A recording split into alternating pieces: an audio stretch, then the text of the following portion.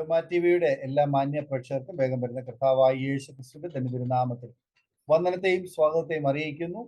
അനുഗ്രഹീതവും മനോഹരമായ നല്ല നിമിഷങ്ങൾക്കായി നല്ല ദിവസത്തിനായി ഞാൻ കർത്താവിന് സ്തോത്രം ചെയ്യുന്നു. അരോമ ടിവി ചാനലിലൂടെ ഇതിനോടകം അനേക പ്രിയപ്പെട്ടവരുടെ ജീവിത അനുഭവങ്ങളും ദൈവം നടത്തിയ അത്ഭുതകരമായ വഴികളെയും കുറിച്ച് പങ്കുവയ്ക്കാൻ കർത്താവ് കൃപ ചെയ്തു. അത് അനേക പ്രിയപ്പെട്ടവർക്ക് അനുഗ്രഹത്തിന് കാരണമായി തീർന്നുകൊണ്ടിരിക്കുന്നു എന്നറിയാൻ കഴിയുന്നത് വളരെ സന്തോഷമുണ്ട്. ഈ ചാനലിലൂടെ ക്രിസ്തുവിലുള്ള വിശ്വാസത്തിന്റെയും സമർപ്പണത്തിന്റെയും ശുശ്രൂഷകളുടെയും വേറിട്ട അനുഭവങ്ങൾ, ദൈവം നടത്തിയ അത്ഭുതകരമായ വഴികൾ ദൈവനാമ മഹത്വത്തിന് വേണ്ടി പ്രിയപ്പെട്ടവരെ പങ്കുവയ്ക്കുന്നു. ലോകത്തിന്റെ വിവിധ കോണുകൾ, വിവിധ സാഹചര്യങ്ങൾ, ആരാലും അറിയപ്പെടാതെ കഴിയുന്ന കർത്താവിന് വേണ്ടി പ്രയോജനപ്പെട്ടുകൊണ്ടിരിക്കുന്ന പ്രിയപ്പെട്ടവരെ പ്രേക്ഷകരുടെ മുൻപിൽ പരിചയപ്പെടുത്തുന്നത് ഞങ്ങൾക്ക് വളരെ സന്തോഷമുണ്ട്. ഇന്ന് നമ്മൾ ക്ഷണം സ്വീകരിച്ച വ്യത്യസ്ത ജീവിതാനുഭവം നയിക്കുന്ന കർത്താവിന്റെ വേലയിലെ ദൗത്യത്തിലും കൂടിയായിരിക്കുന്ന കർത്താവിന്റെ ദാസൻ ഡേവിഡ്സൺ ജെയിംസ് അവറുകളാണ് നമ്മോടൊപ്പം ഇന്ന് ജോയിൻ ചെയ്തിരിക്കുന്നത്. അദ്ദേഹത്തിന്റെ ജീവിതാനുഭവം പ്രേക്ഷകർക്ക് ഒരു വേറിട്ട അനുഭവമായിരിക്കും എന്ന് ഞാൻ പൂർണ്ണമായി വിശ്വസിക്കുന്നു. ഈ സാക്ഷ്യം നിങ്ങൾ കേട്ട ശേഷം നിങ്ങളുടെ പ്രിയപ്പെട്ടവർക്ക്, സുഹൃത്തുക്കൾക്കൂടി ഷെയർ ചെയ്ത് കൊടുക്കണം എന്ന് പ്രത്യേകം ഓർപ്പിക്കുന്നു. നിങ്ങളുടെ വലിയ അഭിപ്രായങ്ങളും നിർദ്ദേശങ്ങളും കമന്റ് ബോക്സിൽ രേഖപ്പെടുത്താവുന്നതാണ്. നിങ്ങൾക്ക് ഒരു പ്രാർത്ഥനാ വിഷയമുണ്ട് ഞങ്ങളുമായി പങ്കുവയ്ക്കാൻ നിങ്ങൾ ആഗ്രഹിക്കുന്നുവെങ്കിൽ സ്ക്രീനിൽ കാണുന്ന വാട്സപ്പ് നമ്പറിൽ ഞങ്ങളെ അറിയിച്ചാൽ ഞങ്ങൾ നിങ്ങൾക്ക് വേണ്ടി പ്രാർത്ഥിക്കുന്നു. സാക്ഷ്യം പറഞ്ഞ പ്രിയപ്പെട്ടവരോടൊപ്പം എല്ലാ തിങ്കളാഴ്ചയും രാത്രി 8:30 മണി മുതൽ ഓൺലൈനിലൂടെ നടക്കുന്ന പ്രാർത്ഥനാ കൂട്ടായ്മയിൽ നിങ്ങൾക്ക് പങ്കെടുക്കാവുന്നതാണ്. നിങ്ങളുടെ വലിയൊരു അഭിപ്രായങ്ങളും നിർദ്ദേശങ്ങളും കമന്റ് ബോക്സിൽ രേഖപ്പെടുത്തുക. അപ്പോൾ തന്നെ ചാനൽ ആദ്യമായിട്ടാണ് കാണുന്നതെങ്കിൽ ഒന്ന് സബ്സ്ക്രൈബ് ചെയ്ത് താഴെ കാണുന്ന ബെൽ ബട്ടൺ അമർത്തി ഈ ശുശ്രൂഷയെ നിങ്ങൾക്ക് പ്രോത്സാഹിപ്പിക്കാവുന്നതാണ്. കർത്താവിന്റെ വിലപ്പെട്ട ദാസൻ പാസ്റ്റർ ഡേവിഡ്സൺ അവരുടെ തികഞ്ഞ സ്നേഹത്തോടും ആദരവോടും കൂടി അരോമ ടിവി പ്രേക്ഷകരോടൊപ്പം സമയം ചെലവഴിക്കാനായിട്ട് ക്ഷണിച്ചോളൂ. യേശു ക്രിസ്തുവിന്റെ നാമത്തിൽ എല്ലാവർക്കും ക്രിസ്തീയ വന്ദനങ്ങളെ അറിയിക്കുന്നു. എല്ലാവരെയും ദൈവം സഹായിക്കട്ടെ. ഈ മീറ്റിംഗിൽ നിങ്ങളോടൊപ്പമായിരിക്കുന്നതിൽ ഞാൻ ഏറെ അഭിമാനിക്കുന്നു. ദൈവത്തിന് സ്തോത്രം അർപ്പിക്കുന്നു.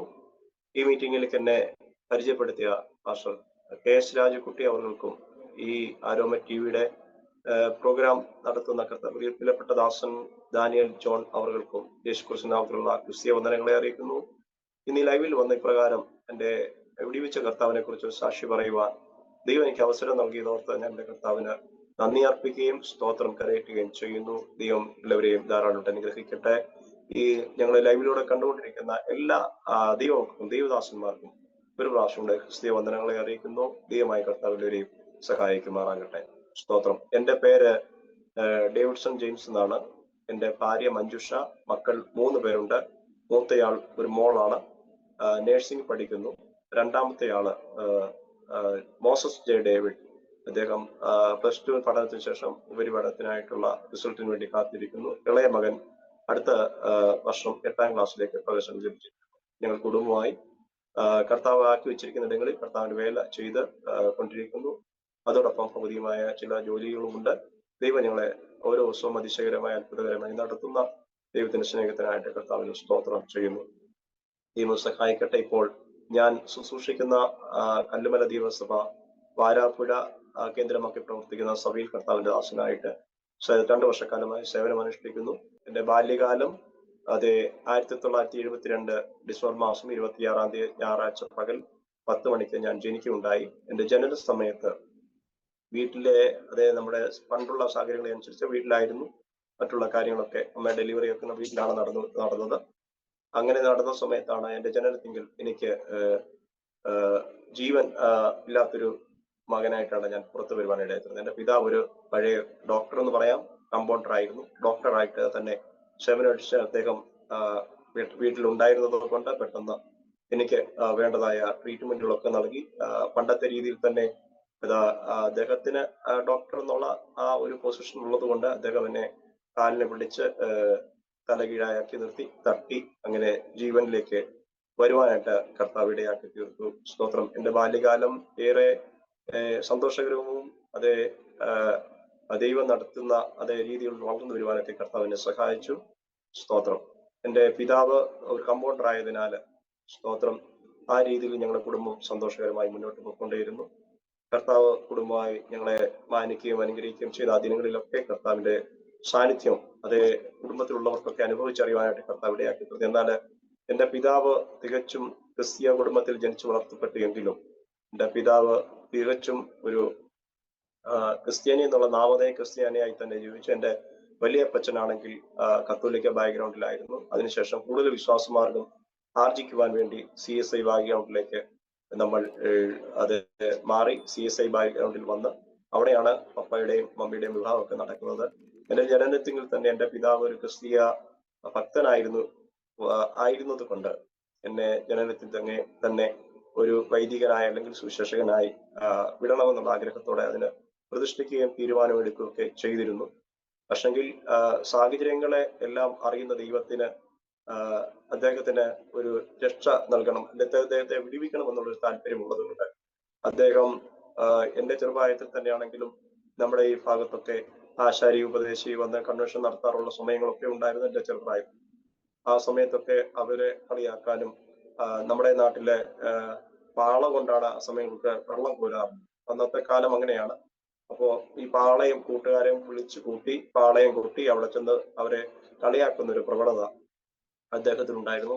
ഏത് പാസ്റ്റർമാരെ കണ്ടാലും കള്ള എന്ന് വിളിച്ച് കളിയാക്കുന്ന ഒരു അവസ്ഥ ഉണ്ടായിരുന്നു. അങ്ങനെ ജീവിതം മുന്നോട്ട് പോയിക്കൊണ്ടിരിക്കുമ്പോൾ അദ്ദേഹത്തിന് പെട്ടെന്ന് ഒരു അസ്വസ്ഥത ഉണ്ടായി. സ്വന്തമായിട്ട് നേഴ്സുമാരെയൊക്കെ വെച്ച് സ്വന്തമായിട്ട് ഹോസ്പിറ്റൽ നടത്തുകയായിരുന്നു. അപ്പോൾ അദ്ദേഹത്തിന് എന്റെ പ്രിയ പിതാവിന് ഒരു ഭയമുണ്ടായി. ഭയമാണ് തുടക്കം. ഭയം തുടങ്ങി അത് രോഗ ലക്ഷണങ്ങൾ മാറി വന്ന പിന്നെ അത് ഭയാനകത്തിലേക്ക് പോയി. ഡോക്ടറായിരുന്ന അദ്ദേഹത്തിന് ഒരു മരുന്ന് കൊടുക്കാനോ ഒരു പാരസെറ്റമോൾ പോലും രോഗികൾക്ക് നൽകാനോ, രോഗികളെ കണ്ടാൽ ഭയം, അങ്ങനെയൊക്കെയുള്ള അവസ്ഥ ഉണ്ടായതിനു ശേഷം അത് പിതാവിന്റെ സഹോദരങ്ങളും പിതാവും ഒക്കെ പെന്തക്കോസ്ത് മാർഗത്തിൽ അല്ലെങ്കിലും അവർക്കൊരു അവരുടെ ആചാരപ്രകാരം, ക്രിസ്തീയ മാർഗത്തിന്റെ ആചാരപ്രകാരം മന്ത്രകർമ്മങ്ങൾക്കും ആചാരങ്ങൾക്കും ഒക്കെ അവർ മുന്നോട്ട് പോയി. അതിൽ നിന്നും ഒരു വിടുതൽ നേടാനായിട്ട് കഴിഞ്ഞിരുന്നില്ല. എന്നാൽ തന്നെയും എന്റെ പിതാവിന് ഈ പെന്തക്കോസ്തിൽ അനുഭവത്തിൽ വരുന്നതിന് മുമ്പ് തന്നെ ഈ സ്വന്തമായിട്ട് ഹോസ്പിറ്റൽ ഉള്ളത് കാരണം കൊണ്ട് പാസ്റ്റർമാർ ചെന്നാലും അദ്ദേഹം അവരെ കൂട്ടുമരുന്ന് ഉണ്ടാക്കി കൊടുത്ത് അവരെ നമ്മളൊരു വേറൊരു അവസ്ഥയിലാക്കി തീർക്കുന്ന മയക്കം അല്ലെങ്കിൽ കള്ള് കൊടുക്കുന്ന തുല്യമായിട്ടുള്ള മരുന്ന് ഉണ്ടാക്കി കൊടുത്ത പാസ്റ്റർമാരെ പോലും അങ്ങനെ ആക്കി തീർക്കുന്ന ഒരു അവസ്ഥ എന്റെ പിതാവിന് ഉണ്ടായിരുന്നു. എന്നാൽ ദൈവം തക്ക സമയത്ത് കണ്ടതുകൊണ്ട് ദൈവത്തിനെ വിടിപ്പാനായിട്ട് തോന്നി. എന്റെ മാതാവ് ഒരു IPC സഭയിലെ മെമ്പറായിരുന്നു. എന്റെ പപ്പയുടെ കല്യാണ സമയത്ത് IPC സഭയിലെ ആയിരുന്ന എന്റെ മാതാവിനെ CSIയിൽ ചേർത്ത് മാലയും കമ്മലും ഇട്ടാണ് എന്റെ പിതാവ് കല്യാണം കഴിക്കാനായിട്ട് ഇടയിൽ തീർന്നത്. അന്ന് എന്റെ മാതാവിനോട് ഒരു കർത്താവിന്റെ ദാസൻ പ്രകാരം പറഞ്ഞു, പൊക്കോളുക ധൈര്യമായി, 2 വർഷത്തിനകം ഇദ്ദേഹം രക്ഷയിലേക്ക് കടന്നു വരും. അങ്ങനെ മാതാവ് കുറച്ച് വിശ്വാസത്തോടെ പ്രാർത്ഥിക്കുകയും ആഗ്രഹിക്കുകയും ചെയ്ത നിമിത്തം എന്റെ പിതാവിന് ഒരു രോഗം കൊണ്ടുവന്നിട്ട് ആ രോഗത്തിന്റെ അവസ്ഥ ഞങ്ങൾ വിശ്വാസമാർഗം സ്വീകരിക്കാനായിട്ട് ഇടയാക്കി. അങ്ങനെ എന്റെ അമ്മയുടെ ജ്യേഷ്ഠ സഹോദരൻ ഇന്ന് നിത്യയിൽ വിശ്രമിക്കുന്ന മാസ്റ്റർ KT ചാക്കോ WMയുടെ ഒരു ശുശ്രൂഷകനായിരുന്നു. അദ്ദേഹം വീട്ടിൽ വരികയും എന്റെ പിതാവിന് വേണ്ടി പ്രാർത്ഥിക്കുകയും അങ്ങനെ ചില ദിവസങ്ങൾക്ക് ശേഷം പപ്പയ്ക്ക് പൂർണ്ണമായ രോഗസൗഖ്യം ലഭിച്ചു. അതിനുശേഷം അദ്ദേഹം നമ്മുടെ WME പ്രസ്ഥാനത്തിലെ CS മാത്യു പാസ്റ്ററിന്റെ ഒരു അനാഥശാല ഉണ്ടായിരുന്നു. അവിടെ ബൈബിൾ പഠനത്തോടൊപ്പം 100 കുട്ടികളെ നോക്കാൻ എന്ന് പറഞ്ഞാൽ 100 കുട്ടികൾക്ക് വേണ്ടി ട്രീറ്റ്മെന്റ് ചെയ്യാൻ അവിടെ അന്ന് സായിപ്പുമാരാണ് ചർച്ച നടത്തിക്കൊണ്ടിരുന്നത്. WME വെള്ളി മിഷൻ ഇവാഞ്ചലിസം ചർച്ചിലെ അവിടെ പഠിക്കുകയും അവിടുത്തെ കുട്ടികളെ ഡോക്ടറായിട്ട് നോക്കുകയൊക്കെ ചെയ്തു. അതിനുശേഷം ദൈവത്തിന്റെ ഹിതപ്രകാരം അദ്ദേഹം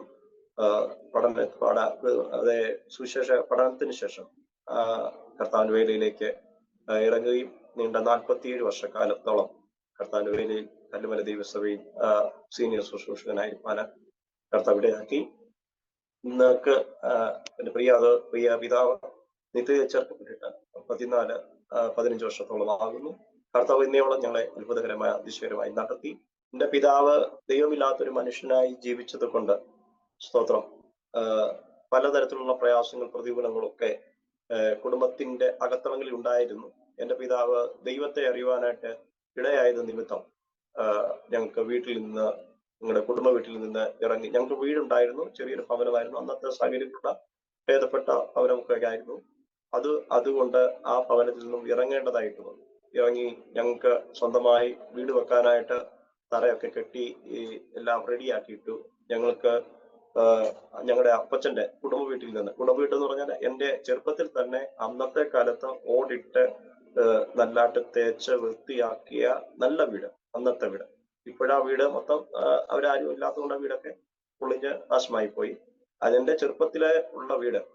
അന്നത്തെ വീട് നല്ല നല്ല രസമുള്ള വീടായിരുന്നു അന്നത്തെ. ആ വീട്ടിൽ നിന്ന് ഒരു രാത്രിയിൽ എന്റെ പപ്പ സുവിശേഷകനായി ഇറങ്ങിയത് നിമിത്തം ഒരു രാത്രിയിൽ ഞങ്ങൾക്ക് ആ വീട്ടിൽ നിന്ന് ഇറങ്ങേണ്ടതായി വന്നു. ഞങ്ങൾക്കുള്ള സാധനങ്ങളൊക്കെ ആയിട്ട് ഞങ്ങൾക്ക് പശുവൊക്കെ ഉണ്ടായിരുന്നു. പപ്പ വന്ന് പശുവിനെ അഴിച്ചു മാറ്റി കെട്ടി സ്വോത്രം പറഞ്ഞു. അവിടെ 2 കട്ടിലിട്ട് മൂലയ്ക്ക് അടുപ്പ് കൂട്ടി 5 വർഷക്കാലം ആ ഭവനത്തിൽ കർത്താവ് ഞങ്ങൾ താമസിക്കാനിടയായി. അതെല്ലാം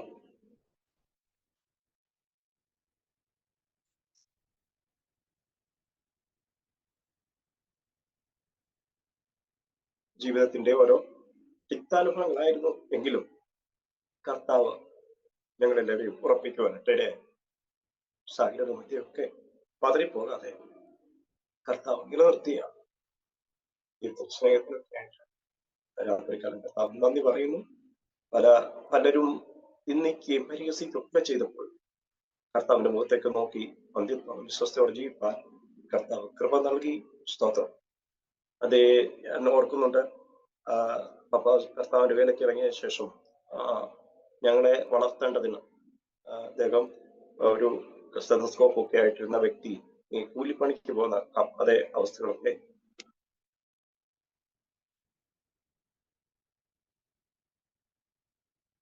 ജീവിതത്തിൽ വരികയുണ്ടായി. എന്നാൽ കർത്താവിന്റെ മുഖത്തേക്ക് നോക്കിയിറങ്ങി ലജ്ജിപ്പാൻ സംഗതിയില്ലാത്ത കൂട്ടുവേലക്കാരനായി നിൽപ്പാൻ കർത്താവിന്റെ കൃപ നൽകി. സ്തോത്രം. കർത്താവ് ഇത്രത്തോളം സഹായിച്ച അതേ കർത്താവിന്റെ വിശ്വസ്തകളൊക്കെ ഓർത്ത് അതേ കർത്താവിന് സ്തോത്രം ചെയ്യുന്നു. അതേ അദ്ദേഹത്തിന് കർത്താവിനെ അറിയുവാനിടയായി തീർന്നത് അത് ഞങ്ങളുടെ ഈ കുടുംബങ്ങൾക്ക് ഏറ്റവും അനുഗ്രഹമായി മാറി. എൻ്റെ പപ്പ അതേ അദ്ദേഹത്തിന് റഷ്യയിലേക്ക് കടന്നു വന്നത് നിമിത്തം അദ്ദേഹം പ്രാർത്ഥിച്ചതുപോലെ തന്നെ അതേ കൃപാവര പ്രാപ്തനായിട്ടാണ് അദ്ദേഹത്തെ കർത്താവ് അഭിഷേകം ചെയ്യുവാനിടയായി. എല്ലാ പ്രവാചകനായും ഭൂതശാന്തിയും രോഗശാന്തിയും ഒക്കെ ഉള്ള ഒരു അഭിഷക്തനായി അദ്ദേഹത്തെ കർത്താവ് വിളിച്ച് വേർതിരിച്ചു. അത് അനേകർക്ക് ഞങ്ങളുടെയൊക്കെ ലൈഫിൽ ഒരു പ്രയോജനമായി മാറി. കർത്താവ് അനേക ഇടങ്ങളിൽ കർത്താവ് അയച്ചിടങ്ങളെല്ലാം പോയി കർത്താവിന്റെ വിശ്വസ്തയോടെ സേവ ചെയ്യുവാൻ കർത്താവ് ഇടയാക്കി തീർത്ത കർത്താവിന്റെ ദാസൻ ഞങ്ങൾക്ക് ഒരു മാതൃകയായിരുന്നു. എൻ്റെ പിതാവ് ഞങ്ങൾക്ക് ഒരു നല്ല മാതൃകയായിരുന്നു എന്ന് പറയുന്നതിൽ എന്തും സന്തോഷമുണ്ട്. കർത്താവിന് സ്തോത്രം ചെയ്യുന്നു. അതുകൊണ്ട് അങ്ങനെ വന്ന് അതിനുശേഷം എൻ്റെ പിതാവ് രക്ഷയിലേക്ക് വന്നു. അതിനുശേഷം എൻ്റെ പിതാവിന്റെ അനുജൻ പാസ്റ്റർ CD സീലാസ്, അദ്ദേഹം നമ്മുടെ സെറാംപൂർ യൂണിവേഴ്സിറ്റിയിലൊക്കെ പഠിച്ച ആളാണ്, ബേസിക്കലി പഠിച്ച ആളാണ്. അദ്ദേഹം വന്നു. അദ്ദേഹം അഭിഷേകം പ്രാപിപ്പാൻ സമയത്ത് ഞങ്ങൾക്ക് പഴയ ഒരു IPC ഹോൾ ഞങ്ങളുടെ വീടിനടുത്തുണ്ട്. 3 ദിവസം എൻ്റെ പപ്പയോട് പറഞ്ഞു, 3 ദിവസം ഞാൻ വെള്ളം കുടിക്കാതെ ഉപവാസം എടുക്കുകയാണ്, എനിക്ക് അഭിഷേകം പ്രാപിക്കണം. അതിനുവേണ്ടി അന്നത്തെ കാലത്ത് നമ്മുടെ രീതിയിലൊക്കെ ഒരു പ്രവാചകനെ വിളിച്ചു. പ്രവാചകൻ വന്നു. പ്രവാചകൻ രാവിലെ കാപ്പ് കുടിക്കാം.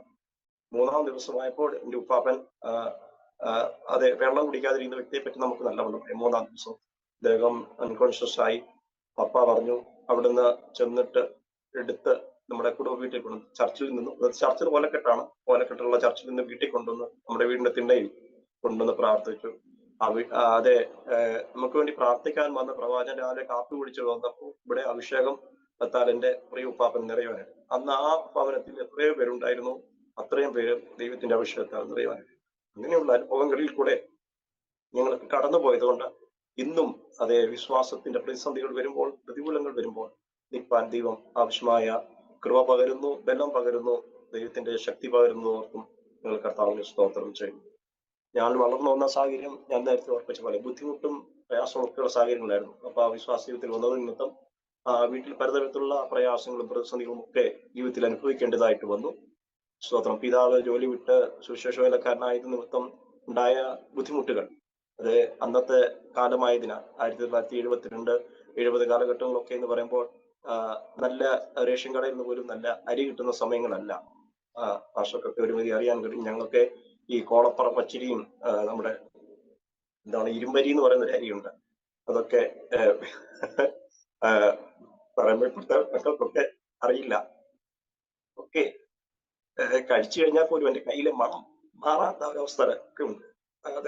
അങ്ങനെയൊക്കെയുള്ള അവസരങ്ങളിലൊക്കെ കർത്താവ് ജയകരമായി നടത്തി. സ്തോത്രം. ദൈവം നിങ്ങളെ എല്ലാവരെയും ധാരാളമായിട്ട് അനുഗ്രഹിക്കുന്നു. 1984 അത് എനിക്ക് കർത്താവിനെ സ്വന്തരക്ഷിതമായി സ്വീകരിക്കാനായിട്ട് കർത്താവ് ഭാഗ്യം തന്നു. ഏതാണ്ട് ഏഴാം ക്ലാസ്സിൽ പഠിക്കുമ്പോൾ തന്നെ എൻ്റെ പപ്പ പല പെയ്ത്തോങ്ങളിലാണ് ഞങ്ങൾ താമസിച്ചുകൊണ്ടിരുന്നത്. അന്ന് വീടൊക്കെ ഏകദേശമൊക്കെ ഒരു ഭംഗിയാക്കി തീർത്തതിന് ശേഷം അനേക ദൈവദാസന്മാർ ഞങ്ങളുടെ ഭവനം താമസിക്കാനായിട്ട് കൊടുത്തു. ന്യൂഡയിലെ കർത്താവിന്റെ ദാസന്മാർ, IPCയിലെ കർത്താവിന്റെ ദാസന്മാർ, ഈ ദേശത്ത് കടന്നു വന്ന് പ്രവർത്തിക്കുന്ന ദാസന്മാരെല്ലാം കർത്താവിന്റെ ദാസന്മാരെല്ലാം ഞങ്ങളുടെ ഭവനത്തിലാണ് വർഷങ്ങൾ താമസിച്ചു. വാടകയൊന്നും മേടിക്കാറില്ല. അന്ന് ഞങ്ങളുടെ ഇവിടുത്തെ ജീവിത സാഹചര്യം കറണ്ട് ഇല്ലാത്ത സ്ഥലം, വഴിയില്ലാത്ത സ്ഥലം, മല ഉള്ള സ്ഥലം, വെള്ളമില്ലാത്ത സ്ഥലം. വെള്ളത്തിനൊക്കെ ഞങ്ങൾ കിലോമീറ്റർ 6-7 കിലോമീറ്റർ ഒക്കെ പോയി വെള്ളം കൊണ്ടുവന്ന് കുടിവെള്ളം കൊണ്ടുവന്ന് അനുഭവിച്ച സ്ഥലങ്ങളിലൊക്കെ ദൈവത്തോട് പ്രാർത്ഥിച്ചപ്പോൾ ആദ്യം ഞങ്ങളുടെ ദേശത്ത് കറണ്ട് ലഭിക്കുന്ന ഞങ്ങളുടെ വീട്ടിലാണ് കറണ്ട്. വെള്ളം അതുപോലെ തന്നെ ഞങ്ങളുടെ എന്തെല്ലാം വിഷയങ്ങൾക്ക് വേണ്ടി എഴുതി വെച്ച് പ്രാർത്ഥിച്ചു, ആ വിഷയങ്ങളൊക്കെ ദൈവം ഞങ്ങൾ തക്ക സമയത്ത് സാധ്യമാക്കി തന്നു. അത് 1984 7ാം ക്ലാസ്സിൽ പഠിക്കുമ്പോൾ കർത്താവിന്റെ അഭിഷേകത്താൽ നിറയുവാൻ ഇടയായി തീർന്നു. 86 ഞാൻ ഡേറ്റ് പറയാത്തതെന്ന് പറഞ്ഞാൽ അറിയില്ല, ഞെട്ടല്ല, ഡേറ്റ് അറിയാം. 86 അതെ പാസ്റ്റർ എമ്മി ജേക്കബിന്റെ കൈകീഴിൽ ജലത്തിൽ സാക്ഷീകരിക്കാൻ ഇടയായി തീർന്നു. അതിനുശേഷം പലയിടങ്ങളിലൊക്കെ കർത്താവിന്റെ വേലയിൽ ഞങ്ങൾ പലയിടങ്ങളിൽ കർത്താവിന്റെ വേല കുടുംബമായിട്ട് പപ്പായും മമ്മിയും ഞങ്ങൾ 3 പേരും പലയിടങ്ങളിൽ മാറി മാറി താമസിച്ചാണ് കർത്താവിന്റെ വേലയിലായിരുന്നത്. അതിനുശേഷം ഞാൻ 1991 ഏതാണ്ട് 90 SLC പരീക്ഷയ്ക്ക് ശേഷം പഠന പൂർത്തീകരണത്തിന് ശേഷം അന്ന് ഹയർ സ്റ്റഡിക്ക് പോകണമെന്നൊക്കെ ആഗ്രഹമുണ്ടെങ്കിലും സാമ്പത്തിക സ്ഥിതി മെച്ചമല്ലാത്ത നിമിത്തം പപ്പയോട് പറഞ്ഞ് എന്നെ എന്തെങ്കിലും ITയോ അങ്ങനെയുള്ള കാര്യങ്ങളൊക്കെ, മെക്കാനിക്കൽ സൈഡ് എനിക്ക് വലിയ ഇഷ്ടമായതിനാൽ പപ്പയോട് പറഞ്ഞ് എന്നെ ITയോ അല്ലെങ്കിൽ വണ്ടി മെക്കാനിക്കലോ അങ്ങനെയൊക്കെയുള്ള കാര്യങ്ങൾ പഠിപ്പിച്ചാൽ മതിയെന്ന് എൻ്റെ നിർബന്ധം കാരണം ITIക്ക് വിട്ടു. അതിനുശേഷം ഞാൻ ജോലിക്കായിട്ട് 91 ഭോപ്പാലിലേക്ക് കടന്നു പോകാൻ ഇടയായിരുന്നു. പലയിടങ്ങളിൽ പോയി കർത്താവിന്റെ വേല ചെയ്യണമെന്നുള്ള ആഗ്രഹം മനസ്സിലുള്ളത് നിമിത്തം ആ ഭക്തിയോടുകൂടെ ആയിരുന്നിടങ്ങളിലെല്ലാം അവിടെ എവിടെയായിരുന്നാലും അവിടെയുള്ള സഭകളോട് ചേർന്ന് കർത്താവിന്റെ ദാസന്മാരോട് ചേർന്ന് അങ്ങനെയുള്ള കൂട്ടായ്മകളിലൊക്കെ സംബന്ധിപ്പാനും അവരുടെ കൂടെ പ്രവർത്തിപ്പാനും ഒക്കെ കർത്താവ് ഭാഗ്യം തന്നു. ചെറുപ്പം മുതലേ ഒരു പാടാനും പ്രസംഗിക്കാനും ഒക്കെ അറിയാവുന്നത് കൊണ്ട് ആ ഒരു നിലകളിലൊക്കെ ദൈവം വളർത്തുകയും അതിനുവേണ്ടി കർത്താവ് ഉപയോഗിക്കുകയും ചെയ്തു. എനിക്കൊരു ചെറുപ്രായത്തിലെ ജീസസ് വോയിസ് എന്ന് പറയുന്നൊരു ടീം പ്രവർത്തനം ഉണ്ടായിരുന്നു. പല കൺവെൻഷനുകളിലൊക്കെ പോയി ഞങ്ങൾക്ക് കൺവെൻഷനിലൊക്കെ പോയാൽ അന്ന് തരുന്നത് വണ്ടിക്കൂലി ഒന്നും തരാറില്ല, നിറച്ച് ആഹാരം തരും. കൺവെൻഷനിൽ 6 മണിക്ക് പാടാൻ കയറിയ കൺവെൻഷൻ കഴിഞ്ഞ് തിരിച്ചു പോരുമ്പോൾ ഞങ്ങൾ 10 പേരുണ്ടെങ്കിൽ 10 പേർക്കും അവരുടെ സാഹചര്യം അനുസരിച്ച് ചോറും സാമ്പാറും ഒക്കെ ആയിരിക്കും, ചിലപ്പം ഇതൊക്കെ കാണും, അന്നത്തെ സാഹചര്യങ്ങളല്ലേ, കഴിക്കും. സന്തോഷമായിട്ട് ഞങ്ങളെ അവർ യാത്രയാക്കും. ഞങ്ങളെ അന്ന് ഓർഗൺ ഉണ്ട്, ഗിറ്റാറുണ്ട്, തബല, ട്രിപ്പിൾ അങ്ങനെയുള്ള കാര്യങ്ങളൊക്കെയാണ്. ഓർഗൺ സ്വന്തമായിട്ടില്ലാതെ വാടകയ്ക്ക് എടുത്താണ് നമുക്ക് ചെയ്തിട്ടുണ്ട്. എന്നാൽ പോലും സഭകളിൽ നിന്നും കർത്താവിന്റെ ദാസന്മാരോട് ഞങ്ങൾ സേവനം പോലെയാണ് അന്നൊക്കെ കർത്താവിന്റെ വേലയിൽ ഞങ്ങൾ പ്രയോജനപ്പെട്ടുകൊണ്ടിരുന്നത്. ദൈവം അത് അന്നും അതിശയകരമായി ഞങ്ങളെ നടത്തി. ജീവിത സാഹചര്യത്തിൽ ബുദ്ധിമുട്ടുകളും പ്രയാസങ്ങളൊക്കെ വന്നപ്പോഴാണ് ഞാൻ ജോലി തേടി ഭോപ്പാലിലേക്ക് പോയി. അവിടെ പല കമ്പനികളിൽ എന്ന് പറഞ്ഞാൽ കമ്പനിയുടെ പല ഭാഗങ്ങളിൽ, പല ഡിപ്പാർട്ട്മെന്റുകളിൽ, പല നിലകളിലൊക്കെ ജോലി ചെയ്യുവാനായിട്ട് ഇടയായിത്തീർന്നു. 94 ഞാൻ ജോലി ചെയ്ത കമ്പനിയിൽ ഞാൻ ഫോർമാനായി മാറി. എനിക്ക് ജോലിയുടെ ബുദ്ധിമുട്ടില്ലായിരുന്നു. എന്നാലും കമ്പനിയിൽ ജോലി ചെയ്യിക്കേണ്ടത് ആവശ്യവും ജോലി ചെയ്യേണ്ടതും കൊണ്ടും ഞാൻ പറഞ്ഞു കൊടുത്താൽ മതി എന്നുള്ളൊരു നിലയിൽ വന്നതുകൊണ്ട് അങ്ങനെ ഒരു സാഹചര്യത്തിൽ വളർന്നു വരുവാനായിരുന്നു. അതിനുശേഷം ഞാൻ കുറച്ചു കാലം ECC കൺസ്ട്രക്ഷൻ കമ്പനിയിൽ അവരുടെ സൂപ്പർവൈസറായിട്ടും സൈറ്റ് ഇൻചാർജ് ആയിട്ടും ഒക്കെ ജോലി ചെയ്തു. അതിനുശേഷം അതൊന്നും വിവാഹസ്ഥനല്ല, തനിയായതുകൊണ്ട് പലയിടങ്ങളിൽ മാറി മാറി താമസിച്ചു. ഏതാണ്ട് 97 എൻ്റെ പെങ്ങളുടെ വിവാഹ സമയത്ത് പപ്പ ആദ്യം അവരോട് പറഞ്ഞു മോളെ കല്യാണം, ഞാൻ പറഞ്ഞു പപ്പയോട് പറഞ്ഞു മോളെ കല്യാണം കഴിച്ചു വിട്ടിട്ട് ഞാൻ കല്യാണം കഴിക്കും. അങ്ങനെ മോളെ കല്യാണം കഴിച്ചു വിട്ടു. എൻ്റെ പെങ്ങളെ കല്യാണം കഴിച്ചതിന് ശേഷം 98 ഞാൻ വിവാഹിതനായി. അതിനുശേഷം ഞങ്ങൾ ഭോപ്പാലിലെ അന്നും ഭോപ്പാലിലാണ് സ്ഥിരം ജോലി. അവിടെ പിയാൻചി എന്ന് പറയുന്ന കമ്പനിയിൽ വർഷങ്ങൾ അവിടെ മെക്കാനിക്കൽ ആയിട്ടും സൈറ്റ് ഇൻചാർജായിട്ടും ജോലി ചെയ്യുവാനായിട്ട് കർത്താവിടെ തീർന്നു. ഞങ്ങളിതിപ്പോ ജോലിക്ക് പോയതിന്റെ ശേഷമാണ് വീട്ടിലെ ബുദ്ധിമുട്ടും ഭാരവും ഒക്കെ ഒന്ന് മാറിയത്. എൻ്റെ പിതാവ് തികച്ച ഒരു ദൈവഭക്തനായിരുന്നതുകൊണ്ട് അദ്ദേഹത്തിന് ഒരു കാഴ്ചപ്പാടുണ്ടായിരുന്നു. വിശ്വാസികളെ ഞാനങ്ങനെ പറയുന്നതുകൊണ്ട് മറ്റുള്ളവരാരും ഒന്നും വിചാരിക്കുന്നത്, വിശ്വാസികളെ പിഴിഞ്ഞ് ജീവിക്കുന്ന ഒരു ആശയം അദ്ദേഹത്തിനില്ലായിരുന്നു. വിശ്വാസികൾ ആരെങ്കിലും എന്തെങ്കിലും കൊടുത്താൽ അവരുടെ ഇല്ലായ്മ അറിഞ്ഞ് തിരിച്ച് അവർക്കത് ചെയ്തിട്ട് പോരുന്നിട്ടുള്ളൂ. അങ്ങനെ ഒരു പ്രവണതയുള്ളതുകൊണ്ട് എന്റെ പിതാവിന് എല്ലാ ഒറ്റ ദിവസം പോലും ഇരിക്കാൻ വയ്യാത്ത പോലെ ശുശ്രൂഷകൾ ഉണ്ടായിരുന്ന ആളാണ്. ഒത്തിരി പൈസ അദ്ദേഹം ശുശ്രൂഷയിൽ നിന്ന് സമ്പാദിച്ചിട്ടുണ്ട്. പക്ഷെങ്കിൽ ഞങ്ങളുടെ ആരുടെ പേരിൽ ഇന്നേ വരെ 5 പൈസ പോലും അദ്ദേഹം സേവ് ചെയ്ത് വെച്ചില്ല. സേവ് ചെയ്ത് വെക്കാനായിട്ട് അദ്ദേഹം പറഞ്ഞത് ഇത് സേവ് ചെയ്ത് വെക്കാനുള്ള മക്കളുടെ പേരിലും കൊച്ചുമക്കളുടെ പേരിലും സേവ് ചെയ്ത് വെക്കാനുള്ള പൈസയല്ല, കർത്താവിന്റെ പേരയ്ക്ക് വേണ്ടി ചെലവിടാനുള്ള പൈസയാണ്. അദ്ദേഹം മരിക്കുമ്പോൾ ബാങ്ക് ബാലൻസ് നിങ്ങൾ നോക്കി, ഏകദേശം 600 രൂപ ബാങ്ക് ബാലൻസ് ഉണ്ട്. ഞങ്ങൾ എടുക്കാൻ പോയില്ല. പപ്പായ്ക്ക് യാതൊരു കാര്യത്തിനും മുടക്കം വന്നിട്ടില്ല. ഞങ്ങൾക്ക് അനിയൻ ഇടയ്ക്ക് ഗൾഫിൽ പോയി. ഞാൻ ജോലി ഉണ്ടാകുന്നതും പപ്പയ്ക്കോ മമ്മിക്കോ ഒരു കാര്യത്തിനും അവിടെ ഉപജീവന മാർഗത്തിനോ പൈസയ്ക്കോ ഒന്നിനും ഒരു ബുദ്ധിമുട്ട് ദൈവം വരുത്തിയില്ല. എല്ലാ കാര്യങ്ങളും കർത്താവ് ഭംഗിയായി ചെയ്തു. പക്ഷെങ്കിൽ ഞാൻ ആ കാര്യം പറഞ്ഞതിന്റെ കാര്യം, നമ്മളൊക്കെ കർത്താവിന്റെ ദാസന്മാരാകുമ്പോൾ ദൈവത്തിൽ നിന്ന് ചില നന്മകളൊക്കെ പ്രാപിച്ച നമ്മ അത് തിരിച്ച് നമ്മളെ ഏൽപ്പിച്ചിരിക്കുന്ന, അല്ലെ നമ്മളെ ഉത്തരവാദിത്തം ഏൽപ്പിച്ചിരിക്കുന്ന ഒരാൾ 500 രൂപ തന്നാൽ 500 രൂപ മേടിച്ച് സ്വതന്ത്രം പറഞ്ഞ് പോരുന്നതിനേക്കാൾ ഉപരി അവർക്കുണ്ടോ എന്ന് തിരിഞ്ഞ് ചിന്തിച്ചാൽ ഏറ്റവും അനുഗ്രഹമായിരിക്കും. അങ്ങനെയൊക്കെയാണ് ഞങ്ങളും ഇപ്പോൾ ചെയ്തുകൊണ്ടിരിക്കുന്നത്. ഞങ്ങളാരും സമ്പാദിക്കുന്നില്ല. ഇന്ന് ഉപജീവന മാർഗത്തിന് വേണ്ടി ഇപ്പോഴും നല്ല നിലയിൽ ജോലി ചെയ്യുന്നുണ്ട്. അതുകൊണ്ടൊക്കെയാണ് നിങ്ങളുടെയൊക്കെ മുഖം കാണുമ്പോൾ അറിയാം, നല്ല രീതിയിൽ വെയിൽ കൊണ്ട്, ഇപ്പോഴത്തെ ഈ വെയിലിന്റെ ആടിന് നല്ല രീതിയിൽ വെയിൽ കൊണ്ട് തന്നെയാണ് ജോലികളൊക്കെ ചെയ്യുന്നത്. അതിന് കർത്താവിനോട് നമുക്ക് പരിഭവം പറയാൻ ആവശ്യമില്ല. കർത്താവ് നടത്തുന്ന വഴികളാണ്. ജോലി ചെയ്യാതെ ജീവിക്കാനുള്ള സാഹചര്യം ഇല്ലാഞ്ഞിട്ടല്ല, എങ്കിൽ ജോലി ചെയ്യുന്നത് നമ്മെ ഏൽപ്പിച്ചിരിക്കുന്ന ദൈവജനത്തിന്റെ അടുക്കൽ പോയി അവരുടെ ബുദ്ധിമുട്ടുണ്ടെങ്കിലും അവരെ ബുദ്ധിമുട്ടിക്കാതെ നമ്മൾ സ്വന്തമായി ജീവിക്കാൻ ഒരു കാഴ്ചപ്പാട് ദൈവവാസന്മാർക്ക് ഉണ്ടാകട്ടെ. അതാണ് ഞാൻ ഏറ്റവും കൂടുതൽ ആഗ്രഹിക്കുന്നത്. സ്തോത്രം. ദൈവത്തിന്റെ തിരുനാമത്തിന് പിന്നെയും നന്ദിയോടെ സ്തോത്രം ചെയ്യുന്നു. എന്റെ ഏകദേശം 2000 വിവാഹത്തിന് ശേഷം ഞങ്ങൾ ഭോപ്പാലിൽ കുടുംബമായി ഞാനും സഹോദരിയും ഭോപ്പാലിൽ പോയി. അതിന് ചില മാസങ്ങൾക്ക് ശേഷം ഞങ്ങൾക്ക് ആദ്യം ഒരു കുഞ്ഞ് ഉണ്ടായി. ശേഷം ആ വീട്ടിലെല്ലാം സന്തോഷപൂർവ്വം വിളിച്ചു പറഞ്ഞു. പപ്പയും അമ്മയും അറിയിച്ചു, എല്ലാവരെയും അറിയിച്ചു. യാദൃശ്യമായി ഒരു ദിവസം എന്നോട് സഹോദരി പറഞ്ഞു, പപ്പ എന്നെ ആശുപത്രിയിൽ കൊണ്ടുപോകണം. ഞങ്ങൾ തലേദിവസം പോയി ഡോക്ടറെ കണ്ട് ചെക്കപ്പിന് ശേഷം വീട്ടിൽ വന്നു. ഡോക്ടർ പറഞ്ഞു കുഴപ്പമൊന്നുമില്ല, അതെ സന്തോഷകരമാണ്, കുഞ്ഞിന് കുഴപ്പമൊന്നുമില്ല എന്ന് പറഞ്ഞ് ഒരു രാത്രി പിറ്റേ ദിവസം ഒരു 4 മണിയായപ്പോൾ എന്നോട് പറഞ്ഞു, എനിക്ക് ആശുപത്രിയിൽ പോകണം, എനിക്ക് എന്തോ ശരീരക്ഷീണം ഉള്ളതുപോലെ തോന്നുന്നു എന്ന് പറഞ്ഞു. അതുകൊണ്ട് ഞങ്ങൾ പിന്നെയും തിരിച്ച് ഡോക്ടറെ കാണാനായിട്ട് ഹോസ്പിറ്റലിൽ പോയി. അവിടെ എത്തിക്കഴിഞ്ഞപ്പോഴാണ് ഡോക്ടർ പറയുന്നത് ഇത് കോംപ്ലിക്കേറ്റഡ് ആണ്. പരിശോധനയ്ക്ക് ശേഷം പറഞ്ഞു അത് ഇപ്പോൾ തന്നെ റിമൂവ് ചെയ്ത് കളഞ്ഞേ പറ്റുള്ളൂ എന്ന് പറഞ്ഞു. അപ്പോൾ ഏകദേശം 4 മാസം പ്രായമായ ഒരു കുഞ്ഞായിരുന്നു, ഒരു ആൺകുഞ്ഞായിരുന്നു. അന്ന് പെട്ടെന്ന് സഡൻലി അങ്ങനെ റിമൂവ് ചെയ്യേണ്ടതായിട്ട് ഉണ്ടായി. അതിനുശേഷം ഡോക്ടർ പറഞ്ഞു നിങ്ങൾ ശ്രദ്ധിക്കുക, കാര്യങ്ങളൊക്കെ ചെയ്യുക എന്ന് പറഞ്ഞു. അതിനുശേഷം വൈഫ് പപ്പയെ വിളിച്ചു. പപ്പ വൈഫിനെയും കൂടെ നാട്ടിൽ വന്നു.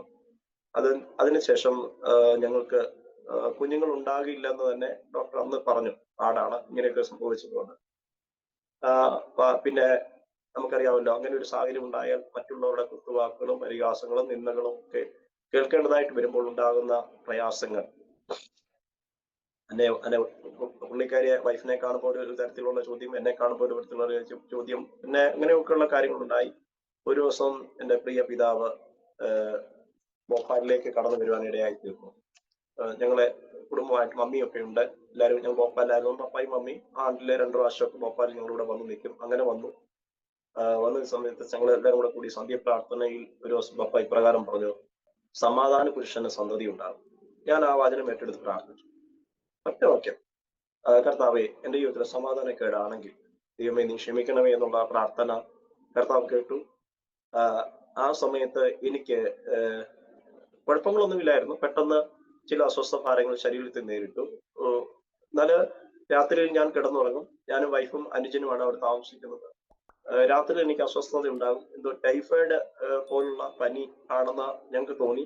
കഴിക്കുന്ന ആഹാരം ദഹിക്കാതെ, ഞാൻ ചോറ് കഴിച്ചാൽ ചോറായി തന്നെ അത് പോകുന്ന അവസ്ഥയായിരുന്നു. വെള്ളം അത് നമുക്കറിയാം. വെള്ളം കഴിച്ചാൽ, എന്ത് ഭക്ഷണ പദാർത്ഥം കഴിച്ചാലും അതിനൊരു ദഹനമില്ലാതെ അതേപോലെ തന്നെ കഴിച്ച ചോറെങ്കിൽ ചോറ്, ചപ്പാത്തി എങ്കിൽ ചപ്പാത്തി, അങ്ങനെ തന്നെ പോകുന്നൊരവസ്ഥ.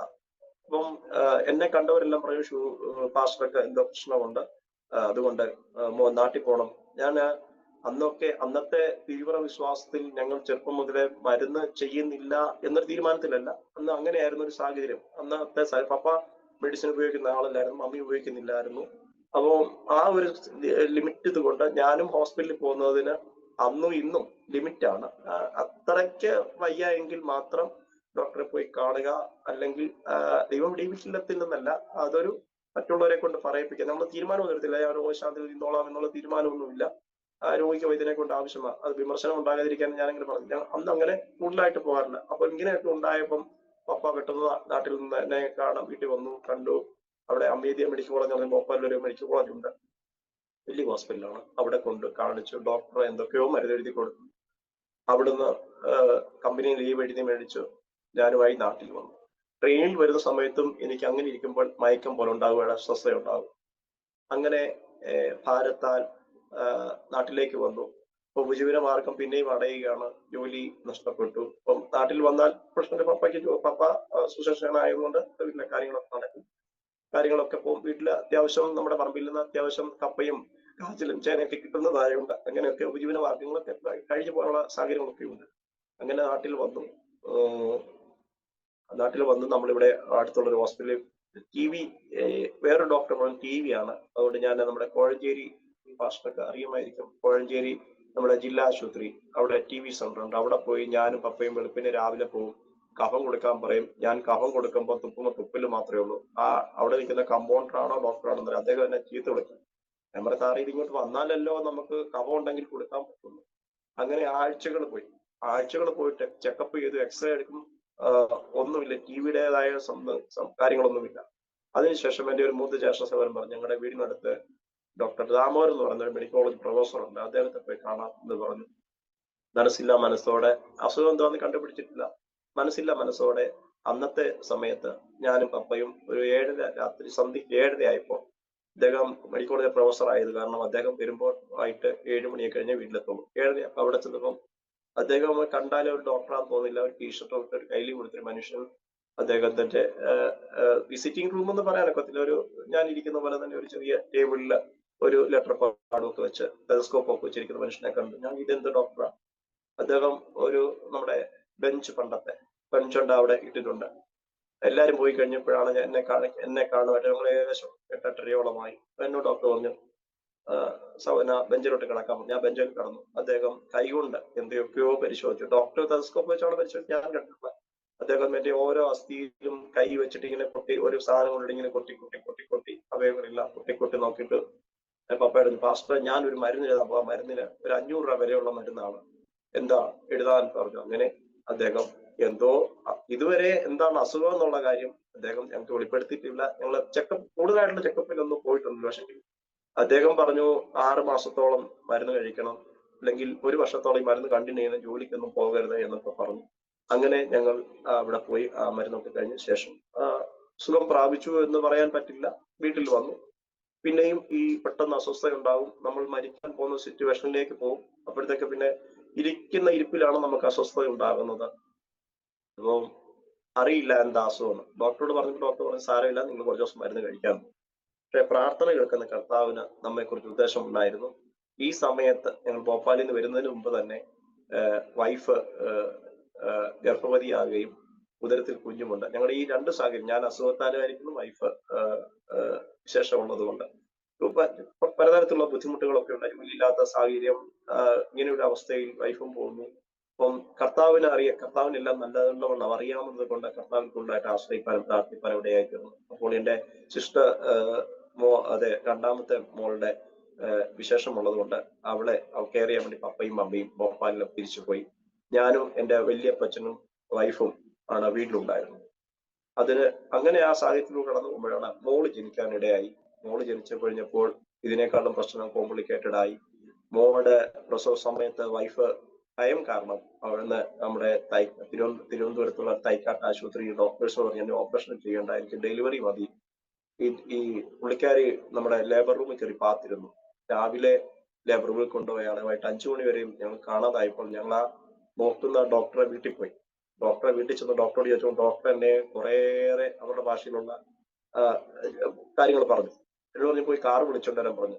ആ ഡോക്ടറിനെ വീട്ടിലേക്ക് ഹോസ്പിറ്റലിലേക്ക് വരാൻ ഏകദേശം ഒരു 100 മീറ്റർ നടന്നാൽ മതി. 100 മീറ്ററിന് വേണ്ടി ഞാൻ തൈക്കാട്ട് തിരുവനന്തപുരം തമ്പാനൂര് നമ്മുടെ മെയിൻ സ്റ്റേഷനിൽ പോയിട്ട് അവിടെ അംബാസഡർ കാർ വിളിച്ചിട്ട് പുള്ളിക്കാരെ ഹോസ്പിറ്റലിൽ കൊണ്ടുവന്ന ഒരു അവസ്ഥ നമുക്കുണ്ടായി.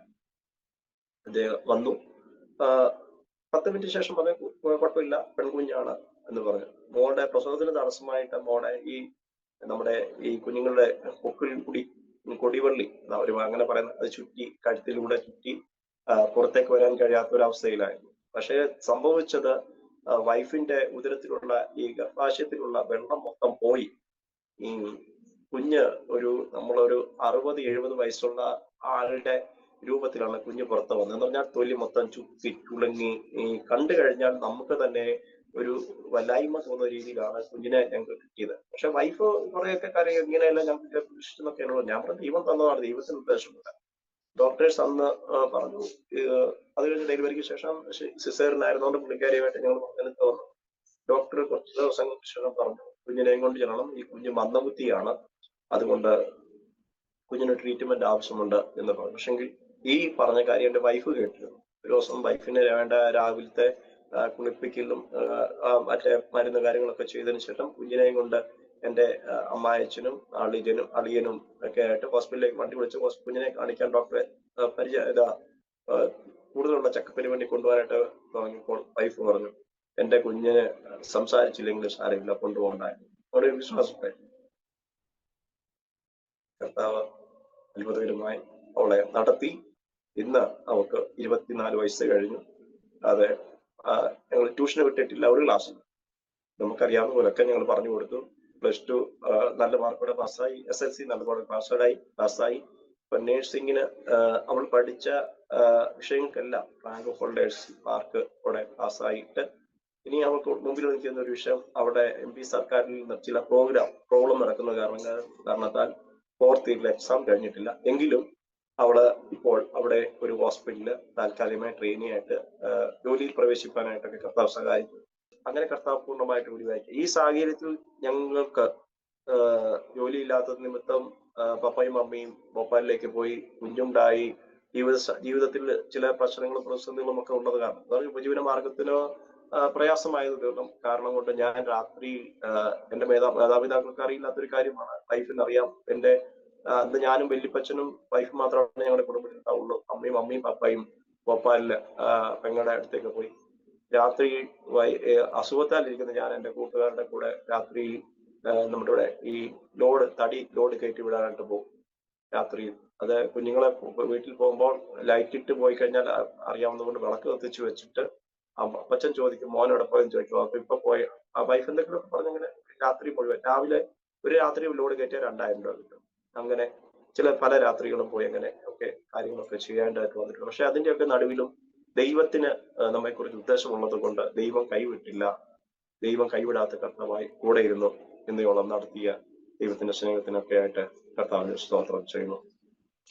അതേ പല ദിനങ്ങളിലുമൊക്കെ ജോലിയില്ലാതെ ഭാരങ്ങൾ അറിയാമല്ലോ. നമ്മൾ കുടുംബസ്ഥരായി ജോലിയില്ലാതെ വരുമ്പോൾ അനുഭവിക്കുന്നതായ ബുദ്ധിമുട്ടുകൾ, ഭാരങ്ങൾ, അതൊക്കെ മറ്റുള്ളവരുടെ മുഖത്തേക്ക് നോക്കുമ്പോൾ നമ്മളൊക്കെ ഒരു സമയത്ത് ജോലി ചെയ്തതിന് ശേഷം ജോലി ഇല്ലാതെ വരുമ്പോൾ ഉണ്ടാകുന്ന നമുക്ക് ഒരു ബുദ്ധിമുട്ട്, ഒരാളോട് 100 രൂപ പോലും കടം ചോദിക്കാൻ വയ്യാത്തൊരു സ്ഥിതി നമ്മൾ അങ്ങനെ അഭിമുഖീകരിക്കേണ്ടതായിട്ട് വരുമ്പോൾ ഉണ്ടാകുന്ന പ്രയാസങ്ങളൊക്കെ അനേക തവണ അനുഭവിക്കേണ്ടി വന്നിട്ടുണ്ടെങ്കിലും തക്ക സമയത്ത് പ്രാർത്ഥന കേൾക്കുന്ന ദൈവം തക്ക സമയത്ത് അനുഗ്രഹമായി ഓരോ ദിവസവും നടത്തുവാനായിട്ട് ഇടയായിത്തീർന്നു. ദൈവം കരുതുന്ന ദൈവമാ, ദൈവം സൂക്ഷിക്കുന്ന ദൈവം പരിപാലിക്കുന്ന ദൈവമാ.